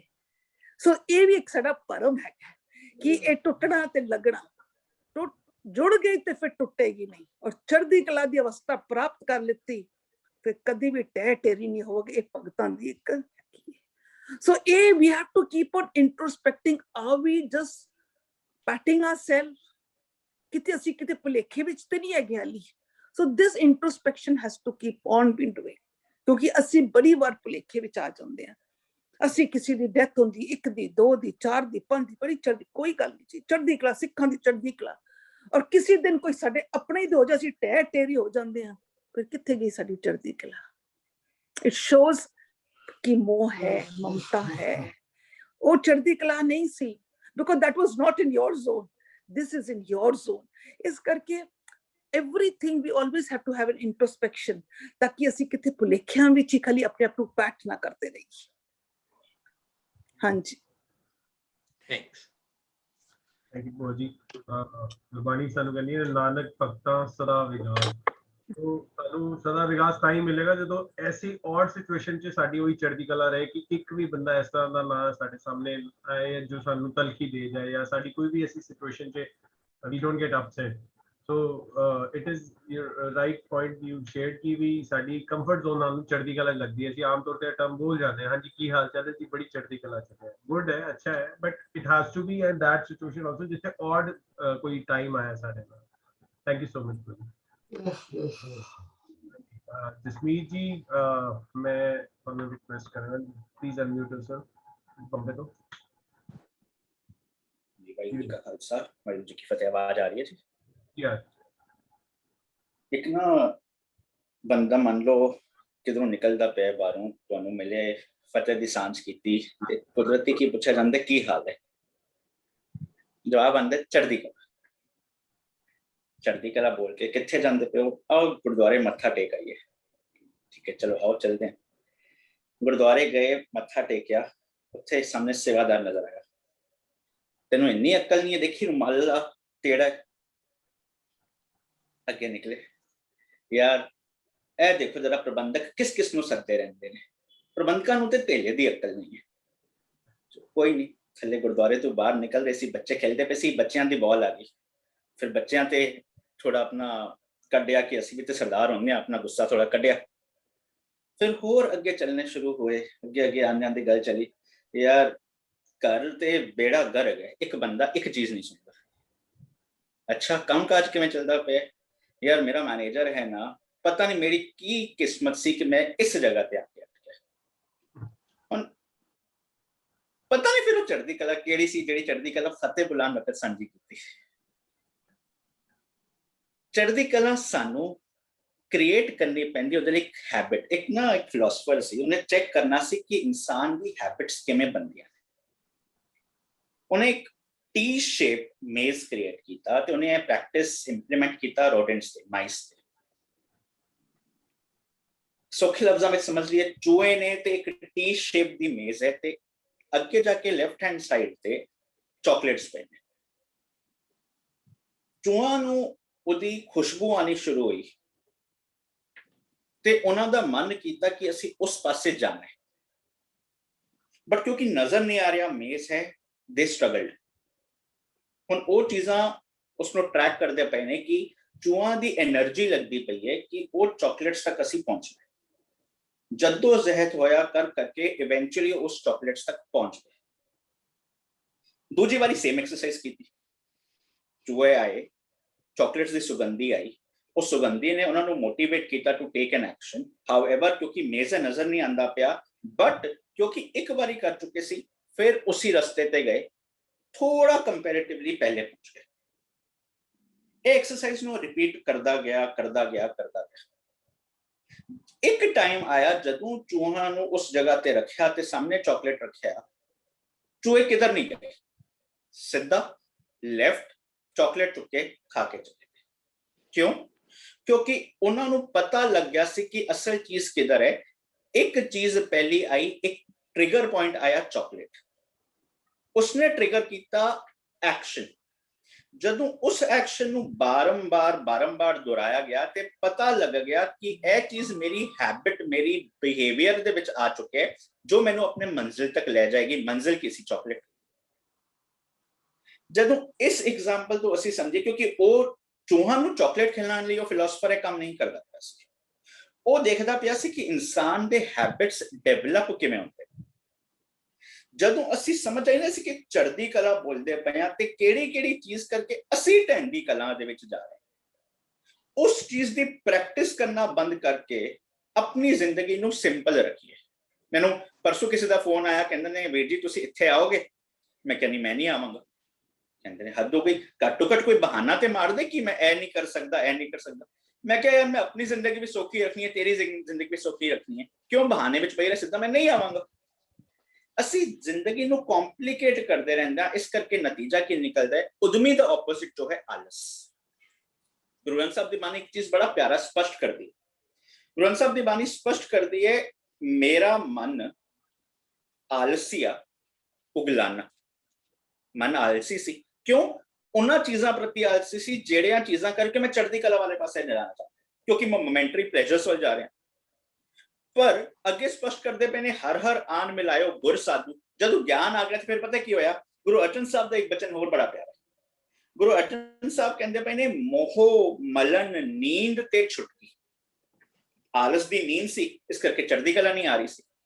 ਕਹਿੰਦੇ ਨੇ ਮੋਹ ਮਲਨ ਨੀਂਦ ਤੇ ਛੁਟਕੀ, ਕੌਣ ਅਨੁਗ੍ਰਹ ਭਇਓਰੀ, ਮਹਾ ਮੋਹਨੀ ਤੁਧ ਨਾ ਵਿਆਪੇ। ਹੁਣ ਇਹ ਢਹਿੰਦੀ ਕਲਾ, ਹੁਣ ਇਹ ਨੈਗੇਟਿਵਿਟੀ, ਹੁਣ ਇਹ ਗੁਰਦੁਆਰੇ ਜਾ ਕੇ ਸੇਵਾਦਾਰਾਂ ਨੂੰ ਬੋਲਣਾ, ਹੁਣ ਬਿਨਾਂ ਮਤਲਬ ਦੇ ਕੰਮਾਂ ਦੇ ਵਿੱਚ ਉਲਝੇ ਜਾਣਾ, no I have no time for this, sorry I am too busy. ਮਹਾ ਮੋਹਨੀ ਤੁਧ ਨਾ ਵਿਆਪੇ। ਹੁਣ ਚੈਲੰਜ ਕਰਦੇ ਪਏ ਨੇ, ਤੇਰਾ ਆਲਸ ਕਹਾਂ ਗਏ ਹੋਰੀ? ਹੁਣ ਤੂੰ ਮੈਨੂੰ ਬੜਾ ਪਰੇਸ਼ਾਨ ਕੀਤਾ, ਦੱਸੇਂਗਾ ਜਿਹੜਾ ਤੇਰਾ ਆਲਸ ਕਿੱਥੇ ਚਲਾ ਗਿਆ। ਸੋ ਉਦਮੀ ਬਣਨ ਲਈ, ਹੁਣੇ ਵੀਰ ਜੀ ਜ਼ਿਕਰ ਕਰਦੇ ਪਏ ਸੀ ਨਾ ਨਿੰਦਾ ਦਾ, ਉਦਮੀ ਬਣਨ ਲਈ ਨਾ ਬਸ ਇਹ ਚੀਜ਼ ਜ਼ਿੰਦਗੀ ਦੇ ਵਿੱਚ ਲੈ ਕੇ ਆਣੀ ਹੈ। ਚੜ੍ਹਦੀ ਕਲਾ ਵਿੱਚ ਜਿਹਨੂੰ ਗੁਰੂ ਸਪਸ਼ਟ ਕਰਦਾ ਹੈ, ਉਸਤਤ ਨਿੰਦਾ ਦੋ ਤਿਆਗ ਹੈ। ਬੜੀ ਕਮਾਲ ਦੀ ਬਾਤ ਹੈ। ਕਹਿੰਦੇ ਪਏ ਨੇ ਉਸਤਤ ਤੇ ਨਿੰਦਾ ਛੱਡ ਦੇ, ਪਰ ਕਹਿੰਦੇ ਪਏ ਨੇ ਇੱਕ ਪਾਸੇ ਕਹਿੰਦੇ ਪਏ ਨੇ ਉਸਤਤ ਮਨ ਮੈਂ ਕਰ Nirankar. It might seem contrary. ਹੁਣ ਨਿੰਦਾ ਦੀ ਪਰਿਭਾਸ਼ਾ ਕੀ ਹੈ? ਨਿੰਦਾ ਇੱਕ ਬੜੀ ਸਿੰਪਲ ਜਿਹਾ ਸਮਝ ਲਿਆ ਜਾਏ, ਜੇ ਮੈਂ ਕਿਸੇ ਨੂੰ ਨੀਵਾਂ ਦਿਖਾਵਾਂ, ਆਪ ਆਪਣੇ ਆਪ ਨੂੰ ਵੱਡਾ ਦਿਖਾਣ ਲਈ, point 1। point 2, ਮੰਨ ਲਓ ਸ਼ਬਦ, ਇਹੀ ਸ਼ਬਦ ਸਮਝ ਲਓ, ਮੋਹ ਮਲਨੀ ਨੀਂਦ ਤੇ ਛੁਟਕੀ, ਕੌਣ ਅਨੁਗ੍ਰਹ ਭਇਓਰੀ, ਮਹਾ ਮੋਹਨੀ ਤੁਧ ਨਾ ਵਿਆਪੇ, ਤੇਰਾ ਆਲਸ ਕਹਾਂ ਗਏ? ਜਾਂ ਦੂਜਾ ਸਮਝ ਲਓ, ਹੁਣੇ ਜੋ ਵੀਰ ਜੀ ਕਬੀਰ ਸਾਹਿਬ ਦੱਸਦੇ ਪਏ ਸੀ, ਕਬੀਰਾ ਗਾਂਠ ਨਾ ਖੋਲ।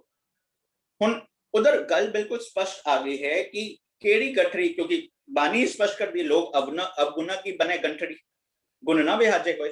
ਹੁਣ ਉਹ ਕਹਿੰਦੇ ਪਏ ਨੇ ਕਿ ਉਹ ਵਾਲੀ ਗਠੜੀ ਯੂਜ਼ ਮੈਂ ਮਤ ਲੈ ਕਰ ਨਾ, ਉਹ ਚੀਜ਼ ਅਸਾਂ ਸਮਝੀ। ਹੁਣ ਮੰਨ ਲਓ ਮਹਾ ਮੋਹਨੀ ਤੁਧ ਨਾ ਵਿਆਪੇ ਦੇ ਅਰਥ ਕੀਤੇ, ਹੁਣ ਅਗਰ ਵੀਰ ਜੀ ਆ ਕੇ ਮੈਨੂੰ ਫੋਨ ਕਰਨ ਬਾਈ ਚਾਂਸ, ਵੀਰ ਜੀ ਮੈਨੂੰ ਕਹਿਣ ਜਸਮੀਤ ਸਿੰਘ ਇਹ ਜੋ ਅਰਥ ਕੀਤੇ ਨੇ ਨਾ ਇਹਦਾ ਇਹ ਐਂਗਲ ਦੇਖ ਇਸ ਤਰ੍ਹਾਂ ਵੀ ਹੋ ਸਕਦਾ ਕਿ ਨਹੀਂ, ਤੇ ਮੈਂ ਕੀ ਕਹਾਂ ਹਾਂ ਦੇਖੋ ਵੀਰ ਜੀ ਨੇ ਮੇਰੀ ਨਿੰਦਾ ਕੀਤੀ, ਵੀਰ ਜੀ ਮੈਨੂੰ ਹੋਰ ਉੱਚੇ ਚੁੱਕਣ ਦੀ ਕੋਸ਼ਿਸ਼ ਕਰਦੇ ਪਏ ਨੇ। ਮੰਨ ਲਓ ਹੁਣ ਸਕਰੀਨ ਤੇ ਜੁਝਾਰ ਵੀਰ ਜੀ ਨਜ਼ਰ ਆ ਰਹੇ ਨੇ ਪਏ ਨੇ, ਸਤਨਾਮ ਕੌਰ ਨਜ਼ਰ ਆਉਂਦੇ ਪਏ, ਮੈਂ ਸਤਨਾਮ ਕੌਰ ਨੂੰ ਕਹਾਂ ਸਤਨਾਮ ਇਹ ਇਸ ਤਰ੍ਹਾਂ ਨਹੀਂ ਇਸ ਤਰ੍ਹਾਂ, ਜੁਝਾਰ ਵੀਰ ਜੀ ਇਸ ਤਰ੍ਹਾਂ ਨਹੀਂ ਇਸ ਤਰ੍ਹਾਂ, ਤੇ ਕੀ ਹੋ ਜਾਏਗਾ ਹਾਂ ਇਹਨਾਂ ਨੇ ਨਿੰਦਾ ਕੀਤੀ ਨਾ। ਨਿੰਦਾ ਦੇ ਦੋ ਪੱਖ ਕੀ ਨਿਕਲੇ, ਇੱਕ ਕਿਸੇ ਨੂੰ ਛੋਟਾ ਦਿਖਾਣਾ ਆਪ ਆਪਣੇ ਵੱਡਾ ਦਿਖਾਣ ਲਈ, ਦੂਜਾ ਜਦੋਂ ਮੈਨੂੰ ਕੋਈ ਅੱਛੀ ਚੀਜ਼ ਦੱਸੇ ਤੇ ਮੈਂ ਕਹਾਂ ਕਿ ਨਹੀਂ ਇਹਨੇ ਮੇਰੀ ਨਿੰਦਾ ਕੀਤੀ, ਉਸਨੂੰ ਵੀ ਕਹਿੰਦੇ ਨੇ ਨਿੰਦਾ ਦੀ ਬਿਰਤੀ। ਮੈਂ ਆਪਣਾ ਕ੍ਰਿਟਿਸਿਜ਼ਮ ਐਕਸੈਪਟ ਨਾ ਕਰਾਂ ਉਸਨੂੰ ਕਹਿੰਦੇ ਨੇ ਨਿੰਦਾ। ਤੇ ਤੀਜਾ ਫੈਕਟਰ ਸੱਚ ਨੂੰ ਪਿੱਠ ਦੇਣਾ, ਸੱਚ ਨੂੰ ਇਗਨੋਰ ਕਰਨਾ। ਸੱਚ ਮੇਰੇ ਸਾਹਮਣੇ ਮੈਂ ਸਮਝਦਾ ਪਿਆ, ਇਗਨੋਰ ਕਰਨਾ ਉਹਨੂੰ ਕਹਿੰਦੇ ਨੇ ਨਿੰਦਾ। ਗੁਰੂ ਕਹਿੰਦੇ ਇਹ ਤਿੰਨਾਂ ਟਾਈਪ ਦੀ ਨਿੰਦਾ ਛੱਡ ਤੇ ਉਸਤਤ ਕਿਹੜੀ ਕਰ, ਉਸਤਤ ਮਨ ਮੈਂ ਕਰ ਨਿਰੰਕਾਰ ਕਰਮਨ ਮੇਰੇ सद व्यवहार करना ही, जो आज बार बार पंक्ति दोहराई गई, सच्चो और है सबको ऊपर सच आचार। हुन ओ जदों आचार तेरा बन जाएगा उस चीज नाल एक्चुअल विच चढ़दी कला आएगी। That Chardi Kala will take you to a state of bliss which is called anand. आनंद पाया मेरी माए, सतगुरु में पाया, अखीर की होया आनंद सनोवर भागियो सगल मनोरथ पूरे। सारे मनोरथ केड़े मनोरथ पूरे हो गए, ए रसना तू अनरस राच रही तेरी प्यास ना जाए, ओ झूठी प्यास खत्म सगल मनोरथ पूरे। ए नेत्रों मेरे हो हर तुम में जो दरी हर बिन अवर ना देखो कोई, मनोरथ पूरे हो गए। ए शरीरा मेरे आ इस जग में आए के क्या तू कर्म कमाया, के कर्म कमाया तू शरीरा जहां तू जग में आया, समझ आ गया सगल मनोरथ पूरे हो गए। जदों ओ मनोरथ पूरे हो जाएंगे असी अपनी जिंदगी नू अपने कंट्रोल विच लेके आवांगे, अपने राजा बालक मन नू हरजन बना देवांगे, ताकि मेरा मन जिवें रब पूरा परफेक्ट है, मेरा मन अपने इंद्रियां नू परफेक्ट मैसेज देके परफेक्ट काम करवाए। उन्होंने कहंदे ने चढ़दी कला, जिस नाल साडी हिपोक्रेसी बाहरली तौर ते चढ़दी कला कहने वाली हालत खत्म हो जाएगी। वाहिगुरू जी का खालसा, वाहिगुरू जी की फतेह। Thank you so much Veer ji, ਤੁਸੀਂ ਬੜੇ ਵੈਲਿਡ ਪੁਆਇੰਟਸ ਸਾਡੇ ਨਾਲ ਸ਼ੇਅਰ ਕੀਤੇ ਹਰ ਵਾਰ ਦੀ ਤਰ੍ਹਾਂ, ਸੋ ਅਸੀਂ ਬੜੇ ਧੰਨਵਾਦੀ ਹਾਂ ਤੁਹਾਡੇ। ਭੁਪਿੰਦਰ ਜੀ ਦੋ ਸ਼ਬਦ ਆਏ ਨੇ, ਉਹ ਮੈਂ ਸਕਰੀਨ ਤੇ ਸਾਂਝ ਪਾ ਰਹੇ ਹਾਂ ਇਹਦੇ ਵਿੱਚ ਚੈਟ ਵਿੱਚ। ਇੱਕ ਸ਼ਬਦ ਹੈਗਾ ਨਾਨਕ ਚਿੰਤਾ ਮਤ ਕਰੋ ਚਿੰਤਾ ਤੇ ਸੀ ਹੈ ਜਲ ਮੈਂ ਜੰਤ ਪਾਏ ਕੇ ਤੇਰਾ ਵੀ ਰੋਜ਼ੀ ਦੇ। ਦੂਜਾ ਹੈਗਾ ਉਡੇ ਉਡ ਆਵੇ ਸੇ ਕੋਸਾ ਤਿਸ ਪਾਛੇ ਬਛਰੇ ਛੜਿਆ ਤਿੰਨ ਕਮਣ ਖਲਾਵੇ ਕਮਣ ਚੁਗਾਵੇ ਮਨ ਮੈਂ ਸਿਮਰਨ ਕਰਿਆ।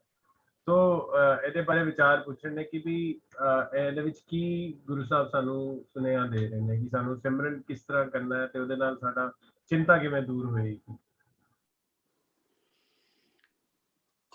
ਦੇਖੋ ਜਦੋਂ ਆਪਣੇ ਤੇ ਟੁਕਾਵਾਂਗੇ ਨਾ ਤਾਂ ਕਾਹੇ ਰੇ ਮਨ ਚਿਤਵੈ ਉਦਮ ਜਾ ਹਰ ਹਰ ਜਿਉ ਪਰਿਆ, ਜਿਹਦਾ ਤੁਸੀਂ ਉਹ ਉਡਾ ਉਡਾਵੇ ਸੈ ਕੋਸਾ ਪੁੱਛਿਆ, ਉਹਦੇ ਚ ਕਾਹੇ ਰੇ ਮਨ ਚਿਤਵੈ ਉਦਮ ਜਿਹੜਾ ਲਫ਼ਜ਼ ਹੈ ਨਾ ਉਹਦੇ ਕਾਰਨ ਇਹ ਉਸ ਪੰਕਤੀ ਤੱਕ ਪਹੁੰਚੇ ਨੇ। ਸੋ ਉੱਥੇ ਉਦਮ ਕੀ ਹੈ, ਕਾਹੇ ਰੇ ਮਨ ਚਿਤਵੈ ਉਦਮ, ਉਹ ਚਿੰਤਾ ਹੈ, ਰਾਈਟ। ਪਰ ਉਸ ਚਿੰਤਾ ਨੂੰ ਸਿਰਫ ਦੁਨਿਆਵੀ ਖਾਣ ਪੀਣ ਤੱਕ ਜੋੜਾਂਗੇ ਨਾ ਤਾਂ ਅਸੀਂ ਫਿਰ ਬਾਹਰਲੇ ਵਰਲਡ ਵਿੱਚ ਚਲੇ ਜਾਵਾਂਗੇ। ਪਰ ਜਦੋਂ ਊੜਾ ਉਡਾਵੇ ਸੈਕੋ ਸਾਥ ਇਸ ਪਾਛੇ ਵਿਚਰੇ ਛਰਿਆ ਸਮਝਾਂਗੇ ਤਾਂ ਸਾਨੂੰ ਆਪਣੇ ਇਨਰ ਵਰਲਡ ਦੇ ਅੰਦਰ ਆਣਾ ਪਏਗਾ ਕਿ ਤੇਰਾ ਰਿਜ਼ਕ ਜਿਹੜਾ ਹੈ ਨਾ ਉਹ ਸੰਤੋਖ ਹੈ ਔਰ ਉਹ ਤੇਰੇ ਕੋਲ ਹੈ। We all are born with this wisdom.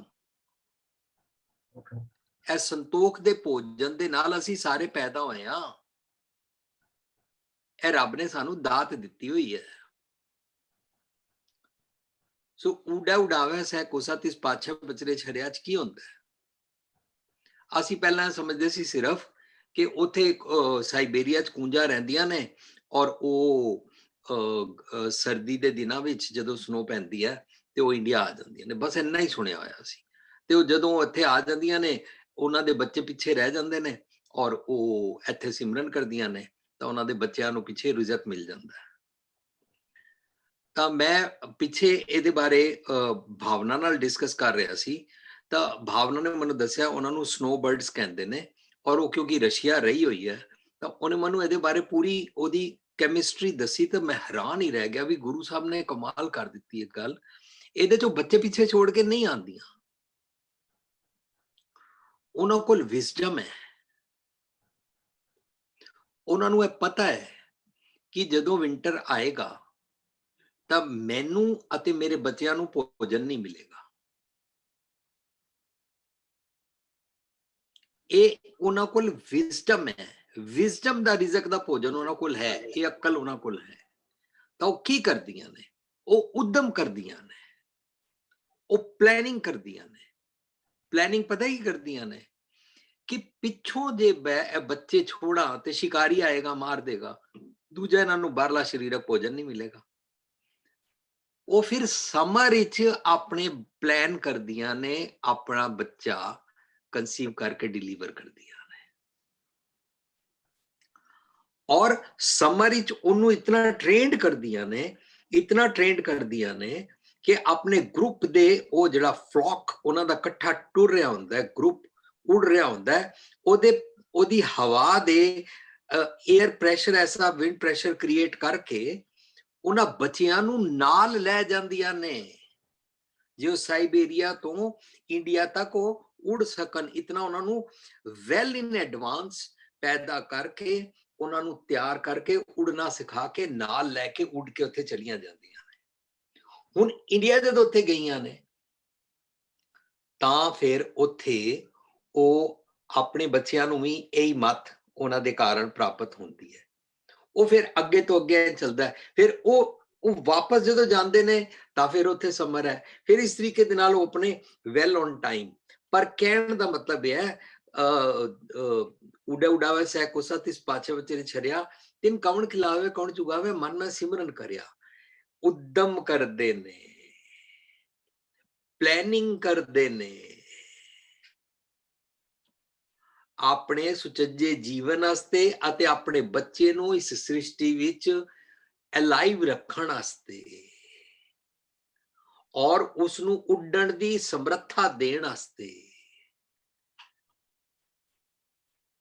ਸੋ ਜਿਹੜੇ ਸਨੋ ਬਰਡਸ ਹੁੰਦੇ ਨੇ, ਜਿਨ੍ਹਾਂ ਨੂੰ ਅਸੀਂ ਗੀਜ਼ ਕਹਿੰਦੇ ਹਾਂ, ਕੂੰਜਾਂ ਕਹਿੰਦੇ ਹਾਂ, ਉਹਦਾ ਮਤਲਬ ਇਹ ਨਹੀਂ ਵੀ ਉਹ ਪਿੱਛੇ ਛੋੜ ਆਉਂਦੀ ਹੈ ਇੱਥੇ ਆ ਕੇ ਉਹ ਕੂੰਜਾ ਇੰਡੀਆ ਆ ਕੇ ਰਾਮ ਰਾਮ ਅੱਲਾ ਅੱਲਾ ਵਾਹਿਗੁਰੂ ਕਰਦੀ ਹੈ, ਪਿੱਛੇ ਉਹਨਾਂ ਨੂੰ ਖਾਣਾ ਮਿਲ ਜਾਂਦਾ ਹੈ। ਇਹਦਾ ਇਹ ਮਤਲਬ ਦਰਅਸਲ ਨਹੀਂ ਹੈ। ਸੋ ਚਿੰਤਾ ਮੈਨੂੰ ਕੀ ਕਰਨੀ ਹੈ? ਮਨ ਮੈਂ ਚਿਤਵੋ ਚਿਤਵਨੀ, ਇਹ ਮੈਂ ਚਿਤਵਦਾ, ਇਹ ਮੇਰੀ ਹਰ ਵੇਲੇ ਦੀ ਅੰਦਰ ਦੀ ਸੋਚਣੀ ਦੀ ਲਗਾਤਾਰ ਉਸ ਪਾਸੇ ਸੁਰਤ ਲੱਗੀ ਹੋਈ ਹੈ। ਮਨ ਮੈਂ ਚਿਤਵੋ ਚਿਤਵਨੀ, ਉਦਮ ਕਰੋ ਉਠ ਨੀਤ। ਕੀ ਮੈਂ ਉਦਮ ਕਰਦਾ? ਕੀ ਉਦਮ ਕਰਨਾ ਚਾਹੀਦਾ ਹੈ? ਹਰ ਕੀਰਤਨ ਕਾ ਆਹਰੋ ਹਰ ਦੇਵ ਨਾਨਕ ਕੇ ਮੀਤ, ਇਹ ਉਦਮ ਹੈ।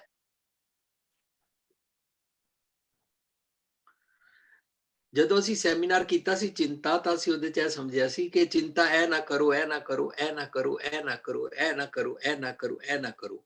ਪਰ ਅਸੀਂ ਉਹਦੇ ਚ ਇਹ ਪੁਆਇੰਟ ਵੀ ਸਮਝਿਆ ਸੀ ਨਾ, ਇੱਕ ਚਿੰਤਾ ਕਰੋ, ਉਹ ਪੋਜ਼ਿਟਿਵ ਉਦਮ ਦੀ ਹੈ। ਕਿ ਘਰਾਂ 'ਚ ਬਜ਼ੁਰਗ ਇਕੱਲੇ ਰਹਿ ਕੇ ਡਿਪਰੈਸਡ ਨਾ ਹੋ ਜਾਣ। ਘਰਾਂ 'ਚ ਬਜ਼ੁਰਗਾਂ ਨੂੰ ਇਗਨੋਰ ਨਾ ਕਰੋ। ਉਹਨਾਂ ਦੇ ਗੋਡੇ ਦਰਦ ਹੁੰਦੇ ਨੇ ਤਾਂ ਉਹਨਾਂ ਨੂੰ ਬੈੱਡ ਤੇ ਜੇ ਬੈਠ ਕੇ ਪਾਣੀ ਦੀ ਜਾਂ ਚਾਹ ਦੀ ਜਾਂ ਕੋਈ ਚੀਜ਼ ਦੀ ਲੋੜ ਹੈ ਤਾਂ ਉਹਨਾਂ ਦੇ ਆਵਾਜ਼ ਮਾਰਨ ਤੇ ਹੀ ਨਾ ਦਿਓ। ਤੁਸੀਂ ਵੀ ਖੁਦ ਉਦਮ ਕਰੋ ਵੀ ਇਹਨਾਂ ਨੂੰ ਕੀ ਕੀ ਲੋੜ ਪੈ ਸਕਦਾ ਹੈ ਨਾ। ਇੰਜ ਇਹ ਉਦਮ ਚਿੰਤਾ ਕਰਨੀ ਹੈ।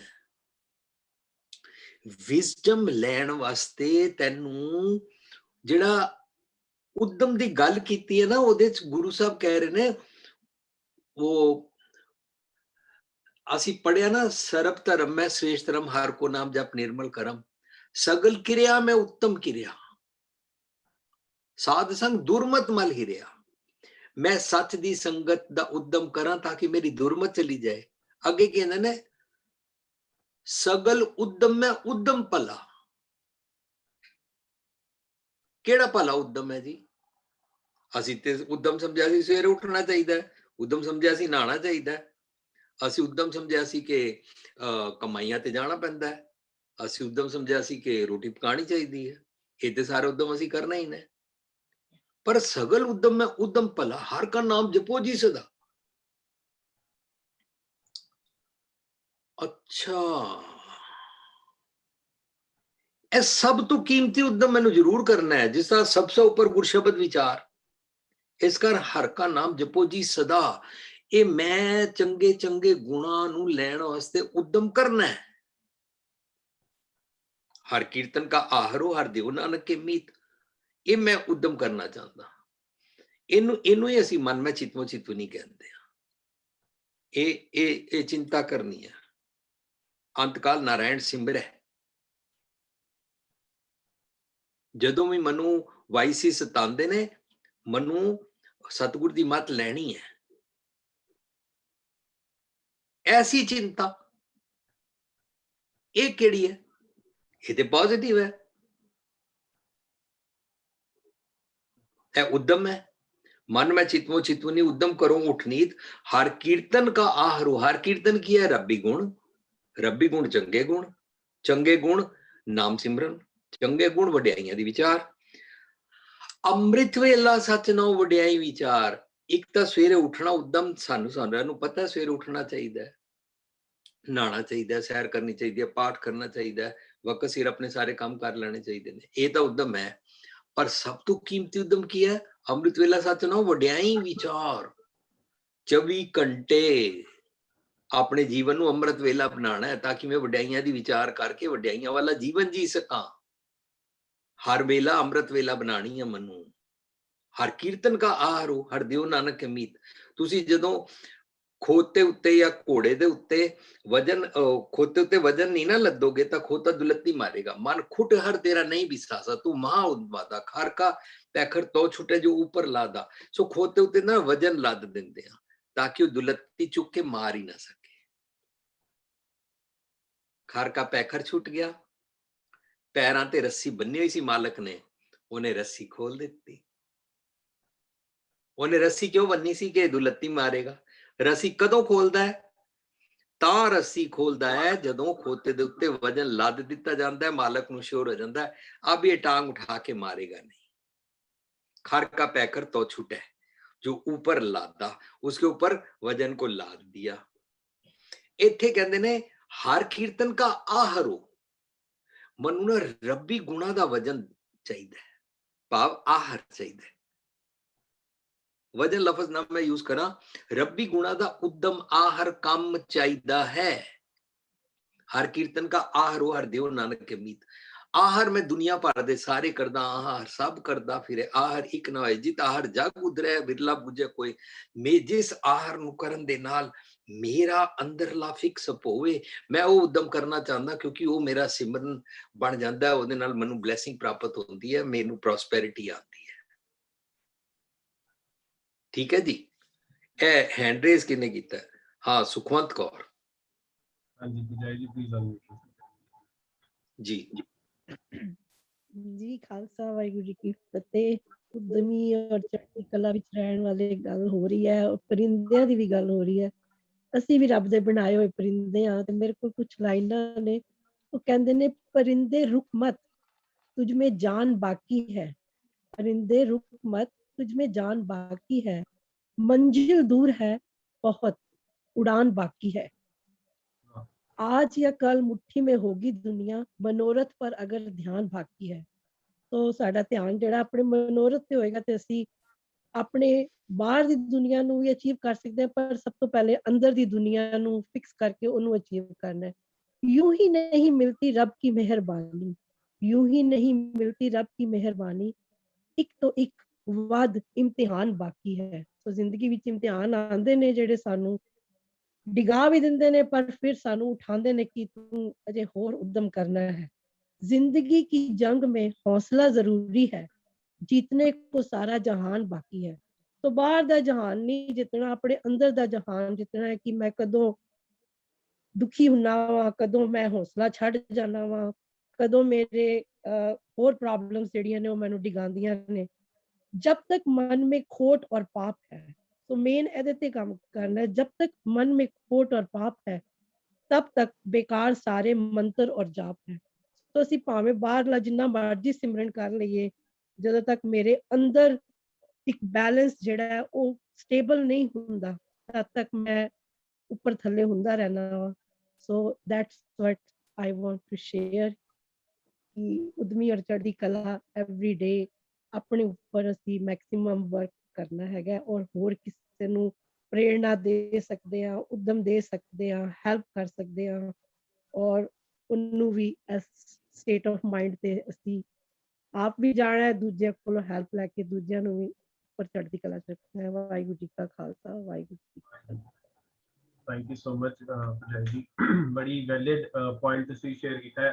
ਅਸੀਂ ਬਾਰੋਂ ਬਾਰੀ ਭੇਖ ਦਿਖਾਵਤ ਜਗਤ को लोकन को बस्कीम वाला पाठ भी करते हैं, गुरुद्वारे मंदिर मस्जिद भी जाते हैं, हर रिचुअलिस्टिक प्रैक्टिस करते हैं, बट साडे जीवन च जब तक बदलाव नहीं आ रहा तद तक वो सिर्फ एक एक्ट है, वो सिर्फ ਅਸੀਂ ਇੱਕ ਧਾਰਮਿਕ क्रिया करते पे हैं। बट ਜਿਹੜਾ ਮੈਸੇਜ ਔਰ ਜਿਹੜਾ ਉਹਦੇ ਚੋਂ ਚੇਂਜ ਆਫ ਇਨ ਬਿਹੇਵੀਅਰ ਆਣਾ ਚਾਹੀਦਾ ਸੀਗਾ, ਉਹ ਸਾਡਾ ਜਦ ਤੱਕ ਨਹੀਂ ਆਇਆ ਤਦ ਤੱਕ ਉਹ ਸਿਰਫ ਇੱਕ ਸੋਚ ਹੈਗੀ ਹੈ, ਇੱਕ ਗੁੱਡ ਥਾਟ ਹੈਗੀ ਹੈ। Thanks for sharing. ਸਾਡੇ ਨਾਲ ਡਾਕਟਰ ਸੁਪ੍ਰੀਤ ਵੀ ਹੈਗੇ ਨੇ, if he was driving he told me he can talk. ਤੇ ਸੁਪ੍ਰੀਤ ਜੀ, if you can unmute yourself, ਤੁਸੀਂ ਕਹਿ ਰਹੇ ਸੀ ਮੈਂ ਸਾਂਝ ਪਾ ਸਕਦਾ, if you can, if you are available doctor Supreet. I think he is not available. ਸਾਡੇ ਨਾਲ ਸੁਖਬੀਰ ਵੀ ਜੀ ਵੀ ਹੈਗੇ ਨੇ, ਬੜੇ ਟਾਈਮ ਬਾਅਦ ਅੱਜ ਸਾਡੇ ਨਾਲ ਕਨੈਕਟ ਹੋਏ ਨੇ। ਸੁਖਬੀਰ ਵੀ ਜੀ, if you're there, you can unmute yourself. ਹਾਂਜੀ, please. ਵਾਹਿਗੁਰੂ ਜੀ ਕਾ ਖਾਲਸਾ ਜੀ ਕੀ ਫਤਿਹ। ਮੈਂ ਕਾਫੀ ਟਾਈਮ ਬਾਅਦ ਜੁਆਇਨ ਕੀਤਾ ਔਰ ਰੈਲਿਸ਼ ਕਰ ਰਿਹਾ ਸੀਗਾ ਅੱਜ ਜੋ ਥਾਟਸ ਆ ਰਹੀਆਂ ਸਨ ਸਾਰੀਆਂ। ਮੈਂ ਦੋ ਪੁਆਇੰਟ ਜ਼ਰੂਰ ਸਾਂਝ ਕਰਨੇ ਚਾਹੁੰਦਾ ਵਾਂ। ਇੱਕ ਪੁਆਇੰਟ ਤੇ ਜੋ ਬਿੰਦਰੀ ਭੂਆ ਜੀ ਨੇ ਟੱਚ ਕੀਤਾ ਕਿ ਚੜ੍ਹਦੀ ਕਲਾ ਦੇ ਬਾਰੇ ਦੇ ਵਿੱਚ ਸਿਮਿਲਰ ਥਾਟ ਮੇਰੇ ਮਾਈਂਡ 'ਚ ਵੀ ਆ ਰਹੀ ਸੀ ਕਿ ਅਕਸਰ ਚੜ੍ਹਦੀ ਕਲਾ ਦਾ ਅਸੀਂ ਇੱਕੋ ਪੱਖ ਸਾਹਮਣੇ ਰੱਖਦੇ ਹਾਂ ਜਾਂ ਸਾਡੇ ਮਾਈਂਡ ਵਿੱਚ ਆਉਂਦਾ ਹੈ ਕਿ ਜਦੋਂ ਬਹੁਤ ਵੱਡੀ ਕੋਈ ਮੁਸੀਬਤ ਆ ਗਈ ਤੇ ਉਸ ਵਿੱਚ ਜਦੋਂ ਕਿਸੇ ਨੇ ਕੰਬੈਟ ਕਰ ਲਿੱਤਾ ਜਾਂ ਉਹਦੇ ਅਗੇਂਸਟ ਕੋਈ ਖੜਾ ਹੋ ਗਿਆ ਤਾਂ ਅਸੀਂ ਕਹਿੰਦੇ ਹਾਂ ਬਈ ਚੜ੍ਹਦੀ ਕਲਾ 'ਚ ਹੈ। ਪਰ ਜੋ ਅੱਜ ਵਿਚਾਰ ਨਿਕਲ ਕੇ ਆ ਰਹੇ ਸੀ ਉਸ ਤੋਂ ਸਮਝ ਆ ਰਿਹਾ ਕਿ ਚੜ੍ਹਦੀ ਕਲਾ ਪਲ ਪਲ ਦੀ ਹੈ, ਜਦੋਂ ਅਸੀਂ 24 ਦੇ 24 ਘੰਟੇ ਆਪਣੇ ਨਾਲ ਜੀਂਦੇ ਹਾਂ, ਆਪਣੇ ਮਨ ਤੇ ਪਹਿਰਾ ਦੇ ਕੇ ਜੀਂਦੇ ਹਾਂ। ਇਹਨੂੰ ਇੰਜ ਵੀ ਕਹੀਏ ਕਿ ਸਾਨੂੰ ਚਾਅ ਚੜਿਆ ਰਹਿੰਦਾ ਕਿ 24 ਦੇ 24 ਘੰਟੇ ਅਸੀਂ ਸਤਿਗੁਰ ਕੀ ਮੱਤ ਨਾਲ ਟਿਊਨ ਆ। ਜੇ ਸਾਡੇ ਤੇ ਵਾਪਰ ਜਾਏ ਨਾ ਤੇ ਬਾਕੀ ਕਈ ਚੀਜ਼ਾਂ ਆਟੋਮੈਟਿਕਲੀ ਡ੍ਰੌਪ ਹੀ ਹੋ ਜਾਂਦੀਆਂ ਨੇ। ਇੱਕ ਜੋ ਇੱਕ ਪ੍ਰੋਸੈਸ ਸਮਝੀਏ ਅਗਰ ਕਿ ਅਸੀਂ ਕਿਸੇ ਵੀ ਚੀਜ਼ ਨੂੰ ਨਾ ਸਭ ਤੋਂ ਪਹਿਲੇ ਰਿਅਲਾਈਜ਼ ਹੀ ਕਰਦੇ ਹਾਂ ਅਤੇ ਰਿਅਲਾਈਜ਼ ਕਰਨ ਦੇ ਨਾਲ ਨਾਲ ਇੱਕ ਹੋਰ ਪੱਖ ਆ ਜਾਂਦਾ ਹੈ ਜਿਹਦੇ 'ਚ ਅਸੀਂ ਆਪਣੇ ਆਪ ਨੂੰ ਐਨਾਲਾਈਜ਼ ਕਰਦੇ ਹਾਂ। ਜਦੋਂ ਤੱਕ ਰਿਅਲਾਈਜ਼ ਨਹੀਂ ਕੀਤਾ ਜਾਏਗਾ ਐਨਾਲਿਸਿਸ ਦਾ ਪੁਆਇੰਟ ਹੀ ਨਹੀਂ ਉੱਠਦਾ। ਜਦੋਂ ਰਿਅਲਾਈਜ਼ ਕੀਤਾ, ਐਨਾਲਾਈਜ਼ ਕੀਤਾ, ਅਗਲਾ ਪੱਖ ਕੀ ਆਇਆ ਸਾਡੇ ਸਾਹਮਣੇ? ਗਿਆਨ ਖੰਡ ਕਾ ਆਖੋ ਕਰਮ। ਹੁਣ ਅਸੀਂ ਗੁਣ ਸਿੱਖਦੇ ਹਾਂ। ਗੁਣ ਸਿੱਖਣ ਤੱਕ ਦੀ ਜਰਨੀ ਤੋਂ ਅਗਲਾ ਸਟੈਪ ਜਿਹੜਾ ਸਾਡਾ ਆਉਂਦਾ, ਫਿਰ ਆਉਂਦਾ ਗੁਣਾ ਕਾ ਹੋਵੇ ਵਾਸਨਾ ਵਾਲਾ ਜੀਵਨ ਜੀਣ ਦੀ ਪ੍ਰੈਕਟਿਸ।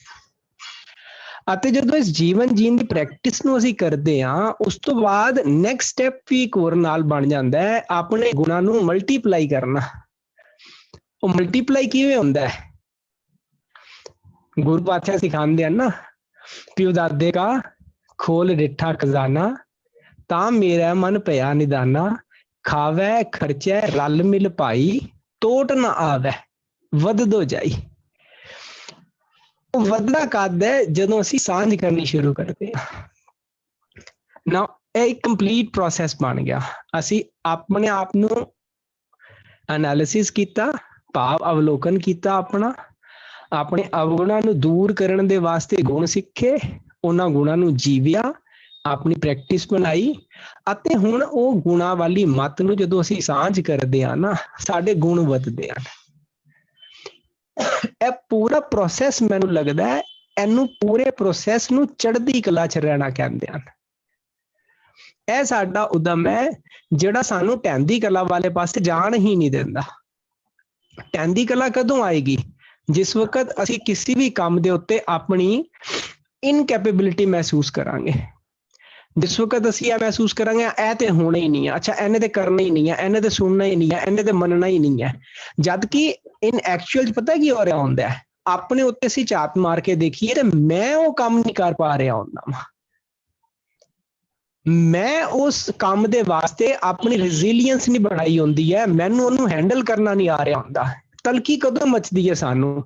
ਤਲਖੀ ਉਦੋਂ ਮਚਦੀ ਹੈ ਜਦੋਂ ਮੈਂ 5 ਵਾਰੀ ਕਹਿ ਚੁੱਕਾ, ਅਗਲੇ ਨੇ ਮੇਰੀ ਗੱਲ ਸੁਣੀ ਨਹੀਂ, ਹੁਣ ਮੈਂ ਉਹਦੇ ਉੱਤੇ ਖਿੱਚ ਰਿਹਾ ਵਾਂ, ਜਦ ਕਿ ਮੈਂ ਇਹ ਨਹੀਂ ਰਿਅਲਾਈਜ਼ ਕਰ ਪਾ ਰਿਹਾ ਕਿ ਮੈਂ ਹੀ ਨਹੀਂ ਪੁੱਟ ਅਪ ਕੀਤਾ ਕਿ ਜਿਹੜਾ ਪਹਿਲੀ ਵਾਰ ਜੋ ਸੁਣ ਲੈਂਦਾ। ਸੋ ਸਟਾਰਟਿੰਗ ਕਿੱਥੋਂ ਹੋਈ? ਸਾਨੂੰ ਰਿਅਲਾਈਜ਼ ਕਰਨ ਦੇ ਉੱਤੇ। ਜਦੋਂ ਰਿਅਲਾਈਜ਼ ਕਰਾਂਗੇ, ਅਵਲੋਕਨ ਕਰਾਂਗੇ ਆਪਣਾ, ਫਿਰ ਉਹ ਘਾਟ ਸਮਝ ਆਏਗੀ ਜਿਹੜਾ ਅਵਗੁਣ ਹੈ। ਅਵਗੁਣ ਦੇਖੋ ਸਟੈਪ ਬਾਈ ਸਟੈਪ ਤੋੜੀਏ ਚੀਜ਼ ਨੂੰ ਤੇ ਪਤਾ ਲੱਗਦਾ ਹੈ ਕਈ ਵਾਰੀ ਸਾਡੇ ਅੰਦਰ ਕੋਈ ਕਮੀ ਹੁੰਦੀ ਹੈ।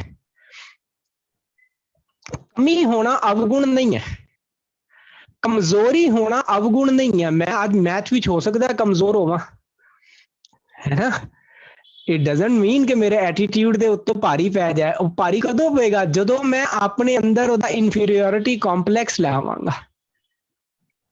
ਸੋ ਇੱਥੋਂ ਦੀ ਮੇਰਾ ਅਵਗੁਣ ਸਟਾਰਟ ਹੋਏਗਾ। ਕਿਉਂ? ਕਿਉਂਕਿ ਮੈਂ ਆਪਣੀ ਕਮੀ ਨੂੰ, ਆਪਣੀ ਕਮਜ਼ੋਰੀ ਨੂੰ ਸਮਝਿਆ ਹੀ ਨਹੀਂ।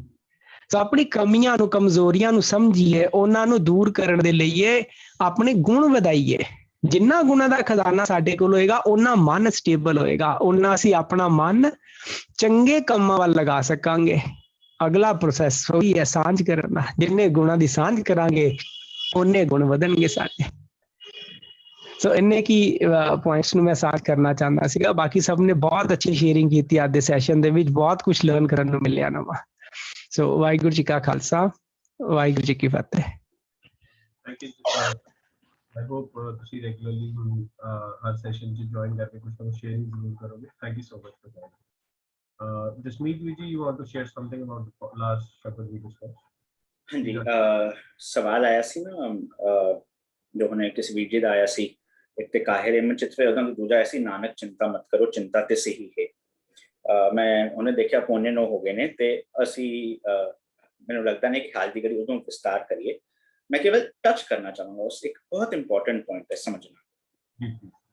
मैं श्योर नहीं, जरूर एक बार चेक करना जो श्लोक चलता पे ना, इस श्लोक दे नाल जिहड़ी रलदी हुई पौड़ी है, उस पौड़ी दे अखीर ते जदों तुसीं जाओगे,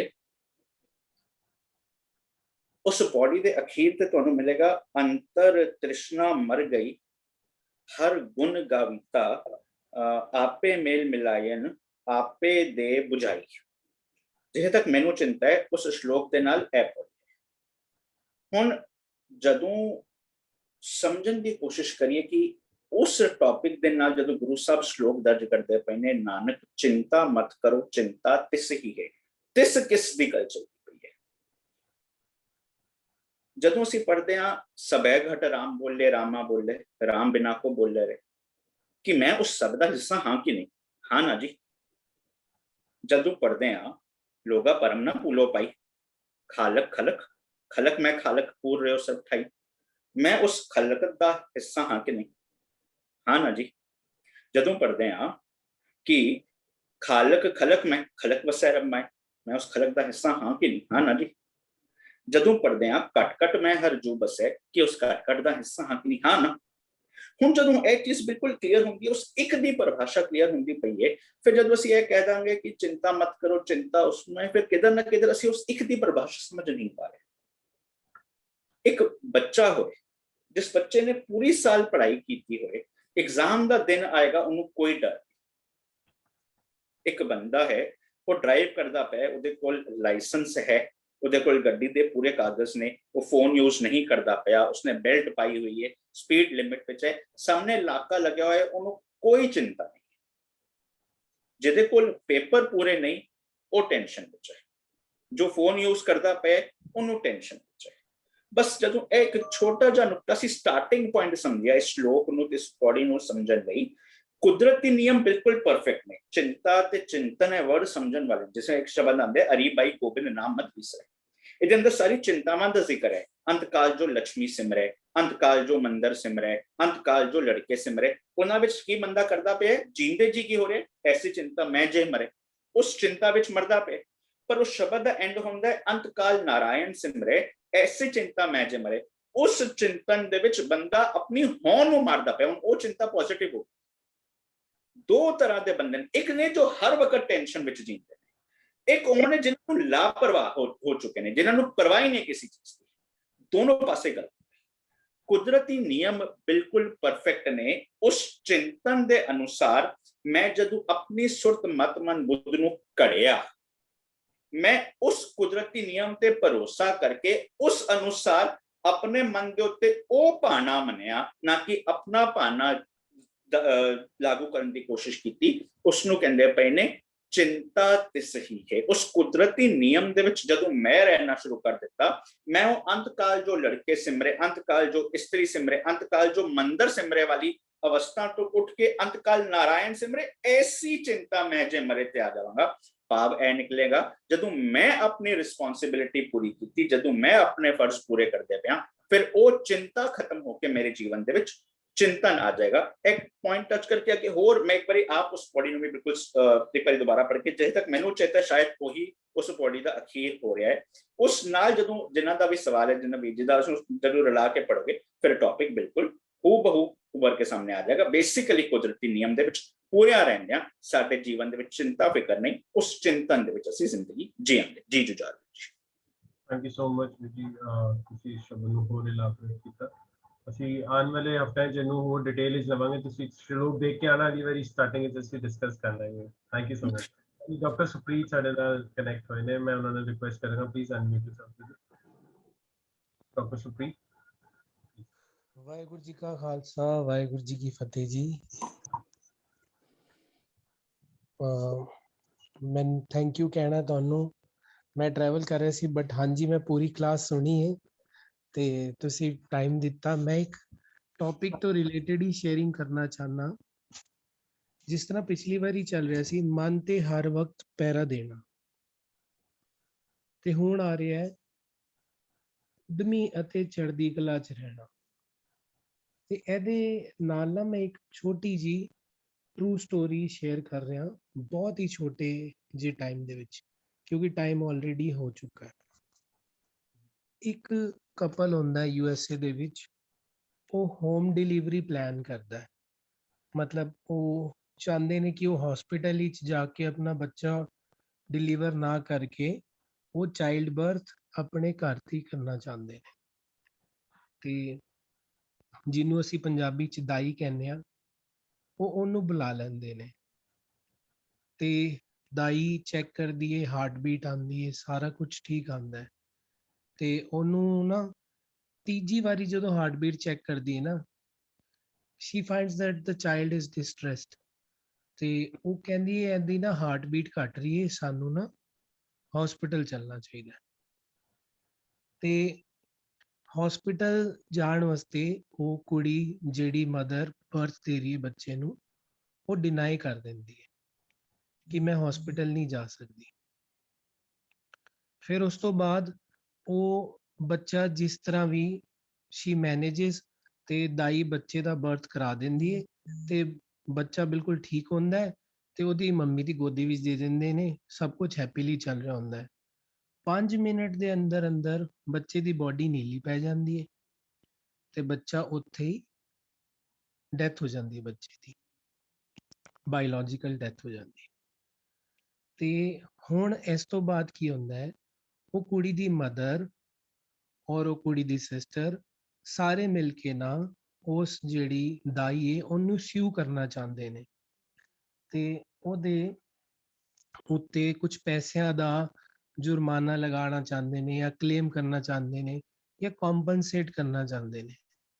ਤੇ ਇਹ ਕੁੜੀ ਨੂੰ ਬਾਰ-ਬਾਰ ਇਹ ਗੱਲ ਕੀਤੀ ਜਾਂਦੀ ਹੈ ਕਿ ਤੂੰ ਇਸ ਚੀਜ਼ ਤੋਂ ਤਾਂ ਹੀ ਬਾਹਰ ਆ ਪਾਏਂਗੀ ਕਿਉਂਕਿ ਉਹਨੂੰ ਸਦਮਾ ਲੱਗਿਆ, ਉਹਨੇ ਹੁਣੇ ਚਾਈਲਡ ਬਰਥ ਉਹਦੇ ਬੱਚੇ ਦਾ ਹੋਇਆ ਤੇ ਉਸੇ ਟਾਈਮ ਉਹਦੇ ਬੱਚੇ ਦੀ ਡੈਥ ਹੋ ਗਈ ਹੈ ਤੇ ਉਹਨੂੰ ਸਦਮਾ ਲੱਗ ਗਿਆ। ਤੇ ਇਸ ਸਦਮੇ ਚੋਂ ਬਾਹਰ ਨਿਕਲਣ ਵਾਸਤੇ ਉਹ ਕਹਿੰਦੇ ਨੇ ਕਿ ਤੈਨੂੰ ਕੋਰਟ ਜਾਣਾ ਚਾਹੀਦਾ ਹੈ ਔਰ ਉਸ ਜਨਾਨੀ ਦੀ, ਦਾਈ ਦੀ ਤੈਨੂੰ ਗਲਤੀ ਕਹਿਣੀ ਚਾਹੀਦੀ ਹੈ ਉਹਨਾਂ ਨੂੰ ਔਰ ਉਹਨੂੰ ਉਹਦੀ ਸਜ਼ਾ ਮਿਲਣੀ ਚਾਹੀਦੀ ਹੈ। ਹੁਣ ਉਹ ਸਾਰੀ ਗੱਲਾਂ ਸੁਣ ਕੇ ਇਹਨਾਂ ਦੇ ਕਹਿਣ ਤੇ ਕੋਰਟ ਵਿੱਚ ਆ ਜਾਂਦੀ ਹੈ। ਹੁਣ ਮਨ ਤੇ ਹਰ ਵਕਤ ਪੈਰਾ ਦੇਣ ਦੀ ਗੱਲ ਹੋ ਰਹੀ ਸੀ ਕਿ ਅਸੀਂ ਆਪਣੇ ਥਾਟਸ ਨੂੰ ਦੇਖਣਾ ਹੈ। ਉਹਨੂੰ ਵਕੀਲ ਇਸ ਤਰ੍ਹਾਂ ਦੇ ਸਵਾਲ ਪੁੱਛਦੀ ਏ ਕਿ ਜਿਹਦੇ ਵਿੱਚ ਸਿੱਧਾ ਹੀ ਸਿੱਧਾ ਕਲੀਅਰ ਹੋ ਜਾਂਦਾ ਹੈ ਕਿ ਨਾ ਦਾਈ ਦੀ ਗਲਤੀ ਹੈ। ਫਿਰ ਥੋੜੀ ਦੇਰ ਬਾਅਦ ਉਹ ਜਾਂਦੀ ਹੈ, ਉਸ ਤੋਂ ਬਾਅਦ ਦੂਜਾ ਜਿਹੜਾ ਵਕੀਲ ਦਾਈ ਦੀ ਤਰਫੋਂ ਖੜਿਆ ਹੁੰਦਾ ਹੈ, ਉਹ ਉਹਨੂੰ ਸਵਾਲ ਕਰਦਾ ਹੈ, ਕੁੜੀ ਨੂੰ ਜਿਹਦਾ ਬੱਚਾ ਐਕਸਪਾਇਰ ਹੋਇਆ ਹੁੰਦਾ ਹੈ। ਤੇ ਉਹਨੇ ਪੁੱਛਿਆ ਕਿ ਤੂੰ ਉਹਦੇ ਹੱਥ ਦੇਖੇ ਸਨ, ਤੂੰ ਉਹਦੇ ਪੈਰ ਦੇਖੇ ਸਨ, ਕਿ ਉਹ ਹੈਲਦੀ ਸੀ, ਕਿਵੇਂ ਜਿਹਾ ਸੀ? ਤੇ ਉਹਨੇ ਕਿਹਾ ਮੈਂ ਸਿਰਫ ਬੱਚੇ ਦਾ ਫੇਸ ਦੇਖਿਆ ਸੀ। ਤੇ ਉਹਨੂੰ ਇੱਕਦਮ ਕਲਿੱਕ ਹੁੰਦਾ ਹੈ ਕਿ ਮੈਂ ਨਾ ਜਦੋਂ ਬੱਚੇ ਦਾ ਫੇਸ ਦੇਖਿਆ ਸੀ ਤੇ ਮੇਰੇ ਹਸਬੈਂਡ ਨੇ ਫੋਟੋਗ੍ਰਾਫਸ ਖਿੱਚੀਆਂ ਸਨ। ਤੇ ਉਹਦੇ ਨੈਗੇਟਿਵ ਪਏ ਹੁੰਦੇ ਨੇ ਫੋਟੋਗ੍ਰਾਫਰ ਦੀ ਸ਼ਾਪ ਤੇ। ਉਹ ਜਾਂਦੇ ਨੇ ਫੋਟੋਗ੍ਰਾਫਰ ਦੀ ਸ਼ਾਪ ਤੋਂ ਨੈਗੇਟਿਵਸ ਤੋਂ ਫੋਟੋਜ਼ ਡਿਵੈਲਪ ਕਰਾਉਂਦੇ ਨੇ ਤੇ ਫੋਟੋਗ੍ਰਾਫ ਉਹ ਦੇਖਦੀ ਏ ਔਰ ਉਹ ਦੇਖਦੀ ਹੈ ਕਿ ਇਹ ਬੱਚਾ ਠੀਕ ਹੈ, ਬਿਲਕੁਲ ਹੈਲਦੀ ਹੈ, ਕੋਈ ਪ੍ਰੋਬਲਮ ਨਹੀਂ ਸੀ। ਔਰ ਉਹ ਨਾ ਵਾਪਸੀ ਨਾ ਰੋਂਦੀ ਰੋਂਦੀ ਆ ਜਾਂਦੀ ਹੈ। ਹੁਣ ਰੀਸੈਸ ਤੋਂ ਬਾਅਦ ਦੁਬਾਰਾ ਜੱਜ ਕੋਰਟ ਦੇ ਵਿੱਚ ਆਂਦਾ ਹੈ ਤੇ ਹੁਣ ਉਹਨੂੰ ਸੁਣਵਾਈ ਵਾਸਤੇ ਖੜਾ ਕਰਦਾ ਹੈ। ਤੇ ਉਹ ਕੁੜੀ ਨੇ ਆਪਣੇ ਥਾਟਸ ਨੂੰ ਦੇਖਿਆ ਤੇ ਥਾਟਸ ਵਿੱਚ ਉਹਨੂੰ ਦੇਖਿਆ ਕਿ ਮੈਂ ਇਹ ਗਲਤ ਕਰ ਰਹੀ ਹਾਂ, ਤੇ ਉਹਨੇ ਉਦਮ ਅਤੇ ਚੜ੍ਹਦੀ ਕਲਾ ਵਾਲਾ ਆਪਣਾ ਆਚਰਣ ਵੀ ਬਣਾਇਆ। ਉਹਨੂੰ ਜਿਵੇਂ ਇੱਕ ਚੰਗਾ ਥਾਟ ਆਇਆ ਨਾ ਕਿ ਇਹ ਜਨਾਨੀ ਦੀ ਗਲਤੀ ਨਹੀਂ ਹੈ, ਐਨੇ ਤੇ ਮੇਰੇ ਬੱਚੇ ਦੀ ਡਿਲੀਵਰੀ ਹੀ ਕਰਾਈ, ਐਨੇ ਵਿਲਿੰਗਲੀ ਉਹਨੂੰ ਡੈਥ ਨਹੀਂ ਹੋਣ ਦਿੱਤੀ, ਐਨੇ ਤੇ ਮੈਨੂੰ ਕਿਹਾ ਸੀ ਹਸਪੀਟਲ ਜਾਣਾ ਚਾਹੀਦਾ, ਮੈਂ ਹੀ ਨਹੀਂ ਗਈ। ਤੇ ਉਸ ਤੋਂ ਬਾਅਦ ਉਹਨੇ ਉਸੇ ਤਰ੍ਹਾਂ ਫਟਾਫਟ ਉਦਮ ਕੀਤਾ ਉਸ ਥਾਟ ਤੇ ਜਿਹੜਾ ਥਾਟ ਉਹਨੂੰ ਇੰਪਾਵਰ ਕਰਦਾ ਸੀ ਔਰ ਕਿਸੇ ਦੀ ਜ਼ਿੰਦਗੀ ਬਚਾਉਂਦਾ ਸੀ। ਫਿਰ ਉਹਨੇ ਲਾਸਟ ਵਿੱਚ ਇਹ ਵੀ ਬੋਲਿਆ ਕਿ ਮੇਰੀ ਬੱਚੀ ਚਲੀ ਗਈ, ਪਰ ਉਹਦੇ ਕਰਕੇ ਮੈਂ ਸਾਰਿਆਂ ਦੀ ਜ਼ਿੰਦਗੀ ਨਹੀਂ ਖਰਾਬ ਕਰਨਾ ਚਾਹੁੰਦੀ। ਉਹਨੇ ਚੜ੍ਹਦੀ ਕਲਾ ਵਾਲਾ ਡਿਸੀਜਨ ਲਿਆ ਔਰ ਉਹਨੇ ਸਭ ਨੂੰ ਇੰਪਾਵਰ ਕੀਤਾ। ਔਰ ਇਹਦੇ ਤੋਂ ਮੈਨੂੰ ਮੈਸੇਜ ਵੀ ਮਿਲਿਆ ਕਿ ਉਦਮ ਵੀ ਉਸੇ ਟਾਈਮ ਅਸੀਂ ਕਰਨਾ ਹੈ ਜਦੋਂ ਸਾਨੂੰ ਮਨ ਤੇ ਪੈਰਾ ਦੇਣ ਨਾਲ ਪਤਾ ਚੱਲ ਰਿਹਾ ਨਾ ਕਿ ਇਹ ਥਾਟ ਨੈਗੇਟਿਵ ਹੈ, ਇਹ ਥਾਟ ਪੋਜ਼ਿਟਿਵ ਹੈ। ਫਟਾਫਟ ਉਦਮ ਕਰਨਾ ਹੈ ਪੋਜ਼ਿਟਿਵ ਥਾਟ ਨੂੰ ਪਕੜ ਕੇ ਔਰ ਉਹਦੇ ਤੇ ਐਕਸ਼ਨ ਲੈਣਾ ਹੈ ਤੇ ਅਸੀਂ ਚੜ੍ਹਦੀ ਕਲਾ ਵਿੱਚ ਰਹਿਣਾ ਹੈ। ਥੈਂਕ ਯੂ ਵੀਰ ਜੀ। ਆਈ ਥਿੰਕ ਮੈਂ ਡਿਲੀਵਰ ਕਰ ਪਾਇਆ ਇਹਨਾਂ 5 ਮਿੰਟਾਂ 'ਚ, ਜੋ ਕਿ ਸਟੋਰੀ ਵੱਡੀ ਸੀ। Thank you so much. Thank you, Supreet ji. Thank you for connecting. Even if you're traveling, ਤੁਹਾਡਾ ਜੇ ਚਿੱਤ ਕਰਦਾ ਤਾਂ ਹੀ ਤੁਸੀਂ ਹਰ ਵਾਰੀ ਸਾਡੇ ਨਾਲ ਸਾਂਝ ਪਾਉਂਦੇ। Thank you so much. ਤੇ ਸਾਡਾ ਸਮਾਂ ਪੂਰਾ ਹੋ ਗਿਆ। ਮੈਂ ਸੰਗਤਾਂ ਨੂੰ ਰਿਕੁਐਸਟ ਕਰਾਂਗਾ ਕਿ ਸਾਡਾ ਜਿਹੜਾ YouTube ਚੈਨਲ ਹੈਗਾ ਉਸ ਦੇ ਉੱਤੇ ਜਿਹੜਾ ਸਵੇਰੇ ਔਰ ਸ਼ਾਮੀ ਪ੍ਰੋਗਰਾਮ ਆਉਂਦਾ, please keep watching it and ਉਹਨੇ ਤੇ ਸਬਸਕ੍ਰਾਈਬ ਕਰਵਾਓ, ਹੋਰ ਮੈਕਸਿਮਮ ਲੋਕਾਂ ਨਾਲ ਸਾਂਝ ਪਾਓ ਸੋ ਦੈਟ ਇਹ ਮੈਸੇਜ ਥੋੜੇ ਜਿਵੇਂ ਲੜੀਵਾਰ ਅਸੀਂ ਅਲਾਨੀਆਂ ਬਾਣੀ ਦੀ ਸ਼ਾਮੀ ਪ੍ਰੋਗਰਾਮ ਸ਼ੁਰੂ ਕੀਤਾ ਸੀ 5 ਦਿਨ ਦਾ, ਉਸੇ ਤਰ੍ਹਾਂ ਅਸੀਂ ਵੀ ਆਰ ਪਲਾਨਿੰਗ ਕਿ ਅਸੀਂ ਨਵੇਂ ਮਹੱਲੇ ਦੇ ਸ਼ਲੋਕ ਸਾਡੇ ਵੀਰ ਹਰਪ੍ਰੀਤ ਜੀ ਉਹਨੂੰ ਐਡਿਟ ਕਰਦੇ ਪਏ ਨੇ, ਉਹਨੂੰ ਵੀ ਅਸੀਂ ਲੜੀਵਾਰ ਚਲਾਵਾਂਗੇ। So let's try to promote this thought to the maximum audience so that जो गुरु नानक साहब का मैसेज है और ਵੀਰ ਜੀ ਦੀ ਅੰਤ ਤੱਕ ਮਿਹਨਤ ਹੈਗੀ ਹੈ ਉਹ ਦੁਨੀਆ ਤੱਕ ਪਹੁੰਚੇ।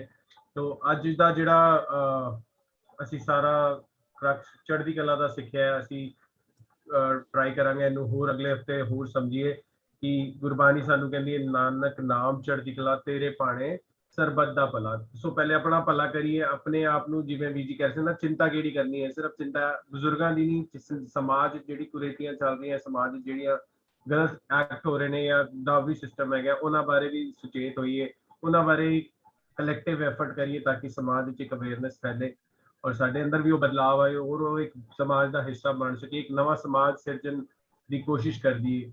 ਤੇ ਸਾਰਿਆਂ ਦਾ ਬਹੁਤ ਧੰਨਵਾਦ ਹੈਗਾ। ਜਿਹੜੇ ਸਾਡੇ ਪ੍ਰੋਜੈਕਟ ਚੱਲ ਰਹੇ ਨੇ ਉਹਦੇ ਵਾਸਤੇ ਸਾਰੇ ਤੁਸੀਂ ਕੰਟਰੀਬਿਊਟ ਕਰਦੇ ਹੋ ਤਾਂ ਉਹ ਚੱਲਦੇ ਪਏ ਨੇ ਤੇ ਉਹਦੇ ਵਾਸਤੇ ਤੁਹਾਨੂੰ ਇੱਕ ਐਡਵਾਂਟੇਜ ਵੀ ਮਿਲਦੀ ਹੈ ਕਿ ਜਿਵੇਂ ਜੋ ਵੀ ਮੋਨੀਟਰੀ ਕੰਟਰੀਬਿਊਸ਼ਨ ਤੁਸੀਂ ਕਰਦੇ ਹੋ ਉਹਦੇ ਵਿੱਚ ATG ਦੇ ਅੰਦਰ ਇਨਕਮ ਟੈਕਸ ਦੀ ਰਿਬੇਟ ਸਭ ਨੂੰ ਮਿਲਦੀ ਹੈਗੀ ਹੈ। ਸੋ ਸਾਰੇ ਇਸ ਨੋਬਲ ਕਾਜ਼ ਵਾਸਤੇ ਸਾਂਝ ਪਾਈਏ ਤਾਂ ਕਿ ਇਹ ਗੁਰੂ ਨਾਨਕ ਦਾ ਜਿਹੜਾ ਥਾਟ ਪ੍ਰੋਸੈਸ ਹੈਗਾ ਔਰ ਜਿਹੜੀ ਗੁਰਬਾਣੀ ਤੋਂ ਅਸੀਂ ਮੈਸੇਜ ਲੈਂਦੇ ਹੈਗੇ ਇਹ ਵੱਧ ਤੋਂ ਵੱਧ ਲੋਕਾਂ ਤੱਕ ਪਹੁੰਚ ਸਕੇ। ਸਾਰਿਆਂ ਦਾ ਬਹੁਤ ਬਹੁਤ ਧੰਨਵਾਦ। ਮੈਂ ਵੀਰ ਜੀ ਨੂੰ ਰਿਕੁਐਸਟ ਕਰਾਂਗਾ ਕਿ ਸੰਗਤਾਂ ਨਾਲ ਫਤਿਹ ਦੀ ਸਾਂਝ ਪਾਉਣ। ਹਾਂਜੀ ਅਸੀਂ ਕਨਕਲੂਡ ਅੱਜ ਕਰ ਲਈਏ, ਲੇਕਿਨ ਇਹ ਟੌਪਿਕ ਅਗਲੀ ਵਾਰੀ ਸਾਨੂੰ ਕੰਟੀਨਿਊ ਕਰਨਾ ਪਏਗਾ। ਪਰ ਅੱਜ ਦਾ ਅਸੀਂ ਇਤਨਾ ਸਮਝ ਰਹੇ ਹਾਂ ਸਾਰਿਆਂ ਦੀ ਕੀਮਤੀ ਸ਼ੇਅਰਿੰਗ ਤੋਂ ਬਾਅਦ ਕਿ ਅਸੀਂ ਉਦਮ ਕਰਿੰਦਿਆਂ ਜੀਓ ਤੂੰ ਕਮਾਉਂਦਿਆਂ ਸੁਖ ਪੁੰਚ ਵਿੱਚ ਉਦਮ ਕੀ ਕਰਨਾ ਹੈ, ਚੰਗੇ ਗੁਣ ਕਮਾਣੇ ਨੇ, ਤਾਂ ਕਿ ਮੈਂ ਹਾਈ ਸਪਿਰਿਟ ਨੂੰ ਅਚੀਵ ਕਰ ਸਕਾਂ, ਤਾਂ ਕਿ ਮੈਂ ਚੜ੍ਹਦੀ ਕਲਾ ਵਾਲਾ ਮਨ ਦੀ ਸਟੇਟ ਬਣਾ ਸਕਾਂ। ਸੋ ਉਦਮ ਕਰਿੰਦਿਆਂ ਜੀਓ ਤੂੰ ਕਮਾਉਂਦਿਆਂ ਸੁਖ ਪੁੰਚ, ਧਿਆਇਂਦਿਆਂ ਤੂੰ ਪ੍ਰਭੂ ਮਿਲ, ਨਾਨਕ ਉਤਰੀ ਚਿੰਤ। फिर तेरी सारी चिंता फिकर सारी खत्म भी हो जाएगी, और जिस विजडम ਨੂੰ ਕਮਾ ਕੇ ਮੇਰਾ ਐਟੀਟਿਊਡ ਪੋਜ਼ਿਟਿਵ ਬਣਦਾ ਹੈ, ਹਰ ਵਕਤ ਮੈਨੂੰ ਉੱਚਾ ਆਚਰਣ ਤੇ ਸਟੇ ਕਰਨ ਦਾ ਸੁਮਤ ਪ੍ਰਾਪਤ ਹੁੰਦੀ ਹੈ, ਮੇਰਾ ਐਟੀਟਿਊਡ ਬਣਦਾ ਹੈ, ਮੇਰਾ ਆਚਰਣ ਬਣਦਾ ਹੈ, ਤਾਂ ਇਹ ਸਿਮਰਨ ਦੀ ਬਰਕਤ ਹੈ। ਅੱਜ ਅਸੀਂ ਇੱਥੇ ਹੀ ਇਸ ਨੂੰ ਪੌਜ਼ ਕਰ ਰਹੇ ਹਾਂ, ਕਿਉਂਕਿ ਅਗਲੀ ਵਾਰੀ ਇਹਦੇ ਚ ਕਾਫੀ ਹੋਰ ਤੁਸੀਂ ਸਾਰੇ ਵੀ ਸੋਚਣਾ, ਪਰ ਇਹਦੇ ਅੰਦਰ ਹੁਣੇ ਕਾਫੀ ਮਾਲ ਹੈ ਕਿ ਸਾਨੂੰ ਉਦਮ ਕਰਨਾ ਹੈ ਚੜ੍ਹਦੀ ਕਲਾ ਚ ਰਹਿਣ ਵਾਸਤੇ, ਔਰ ਉਦਮ ਹੈ ਚੰਗੇ ਗੁਣ। ਉਦਮ ਕਰਨਾ ਸਿਮਰਨ ਦਾ ਅੰਗ ਹੈ, ਉਦਮ ਕਰਨਾ ਸਟੇਟ ਆਫ ਮਾਈਂਡ ਹੈ। ਉਦਮ ਕਰਨ ਦੇ ਨਾਲ ਸਾਨੂੰ ਚੰਗੇ ਗੁਣਾਂ ਦੀ ਪ੍ਰਾਪਤੀ ਹੁੰਦੀ ਹੈ। ਇਹੀ ਸਿਮਰਨ ਕਮਾਉਣਾ, ਸਿਮਰਨ ਕਰਨਾ, ਅਮਲੀ ਤੌਰ ਤੇ ਜੀਣਾ ਕਹਿਲਾਂਦਾ ਹੈ। ਮਨ ਨੂੰ ਸਾਫ਼ ਕਰਨ ਦਾ ਉਦਮ ਕਰਨਾ ਹੈ ਨਾ। ਹਾਂਜੀ, ਕੋਈ ਹੋਰ ਕੁਐਸਚਨ ਹੋਏ ਤਾਂ ਤੁਸੀਂ ਅਗਲੀ ਵਾਰ ਵਾਸਤੇ ਲੈ ਲਓ, ਕਿਉਂਕਿ ਸਭ ਦਾ ਸਮਾਂ ਹੋ ਚੁੱਕਾ ਹੈ। ਥੈਂਕਸ ਅ ਲੋਟ ਸਾਰਿਆਂ ਦੀ ਸ਼ੇਅਰਿੰਗ ਦਾ। ਵਾਹਿਗੁਰੂ ਜੀ ਕਾ ਖਾਲਸਾ, ਵਾਹਿਗੁਰੂ ਜੀ ਕੀ ਫਤਿਹ। ਨਮਸਕਾਰ, ਖੁਦਾ ਹਾਫਿਜ਼, good evening, good morning. Thank you. Thank you.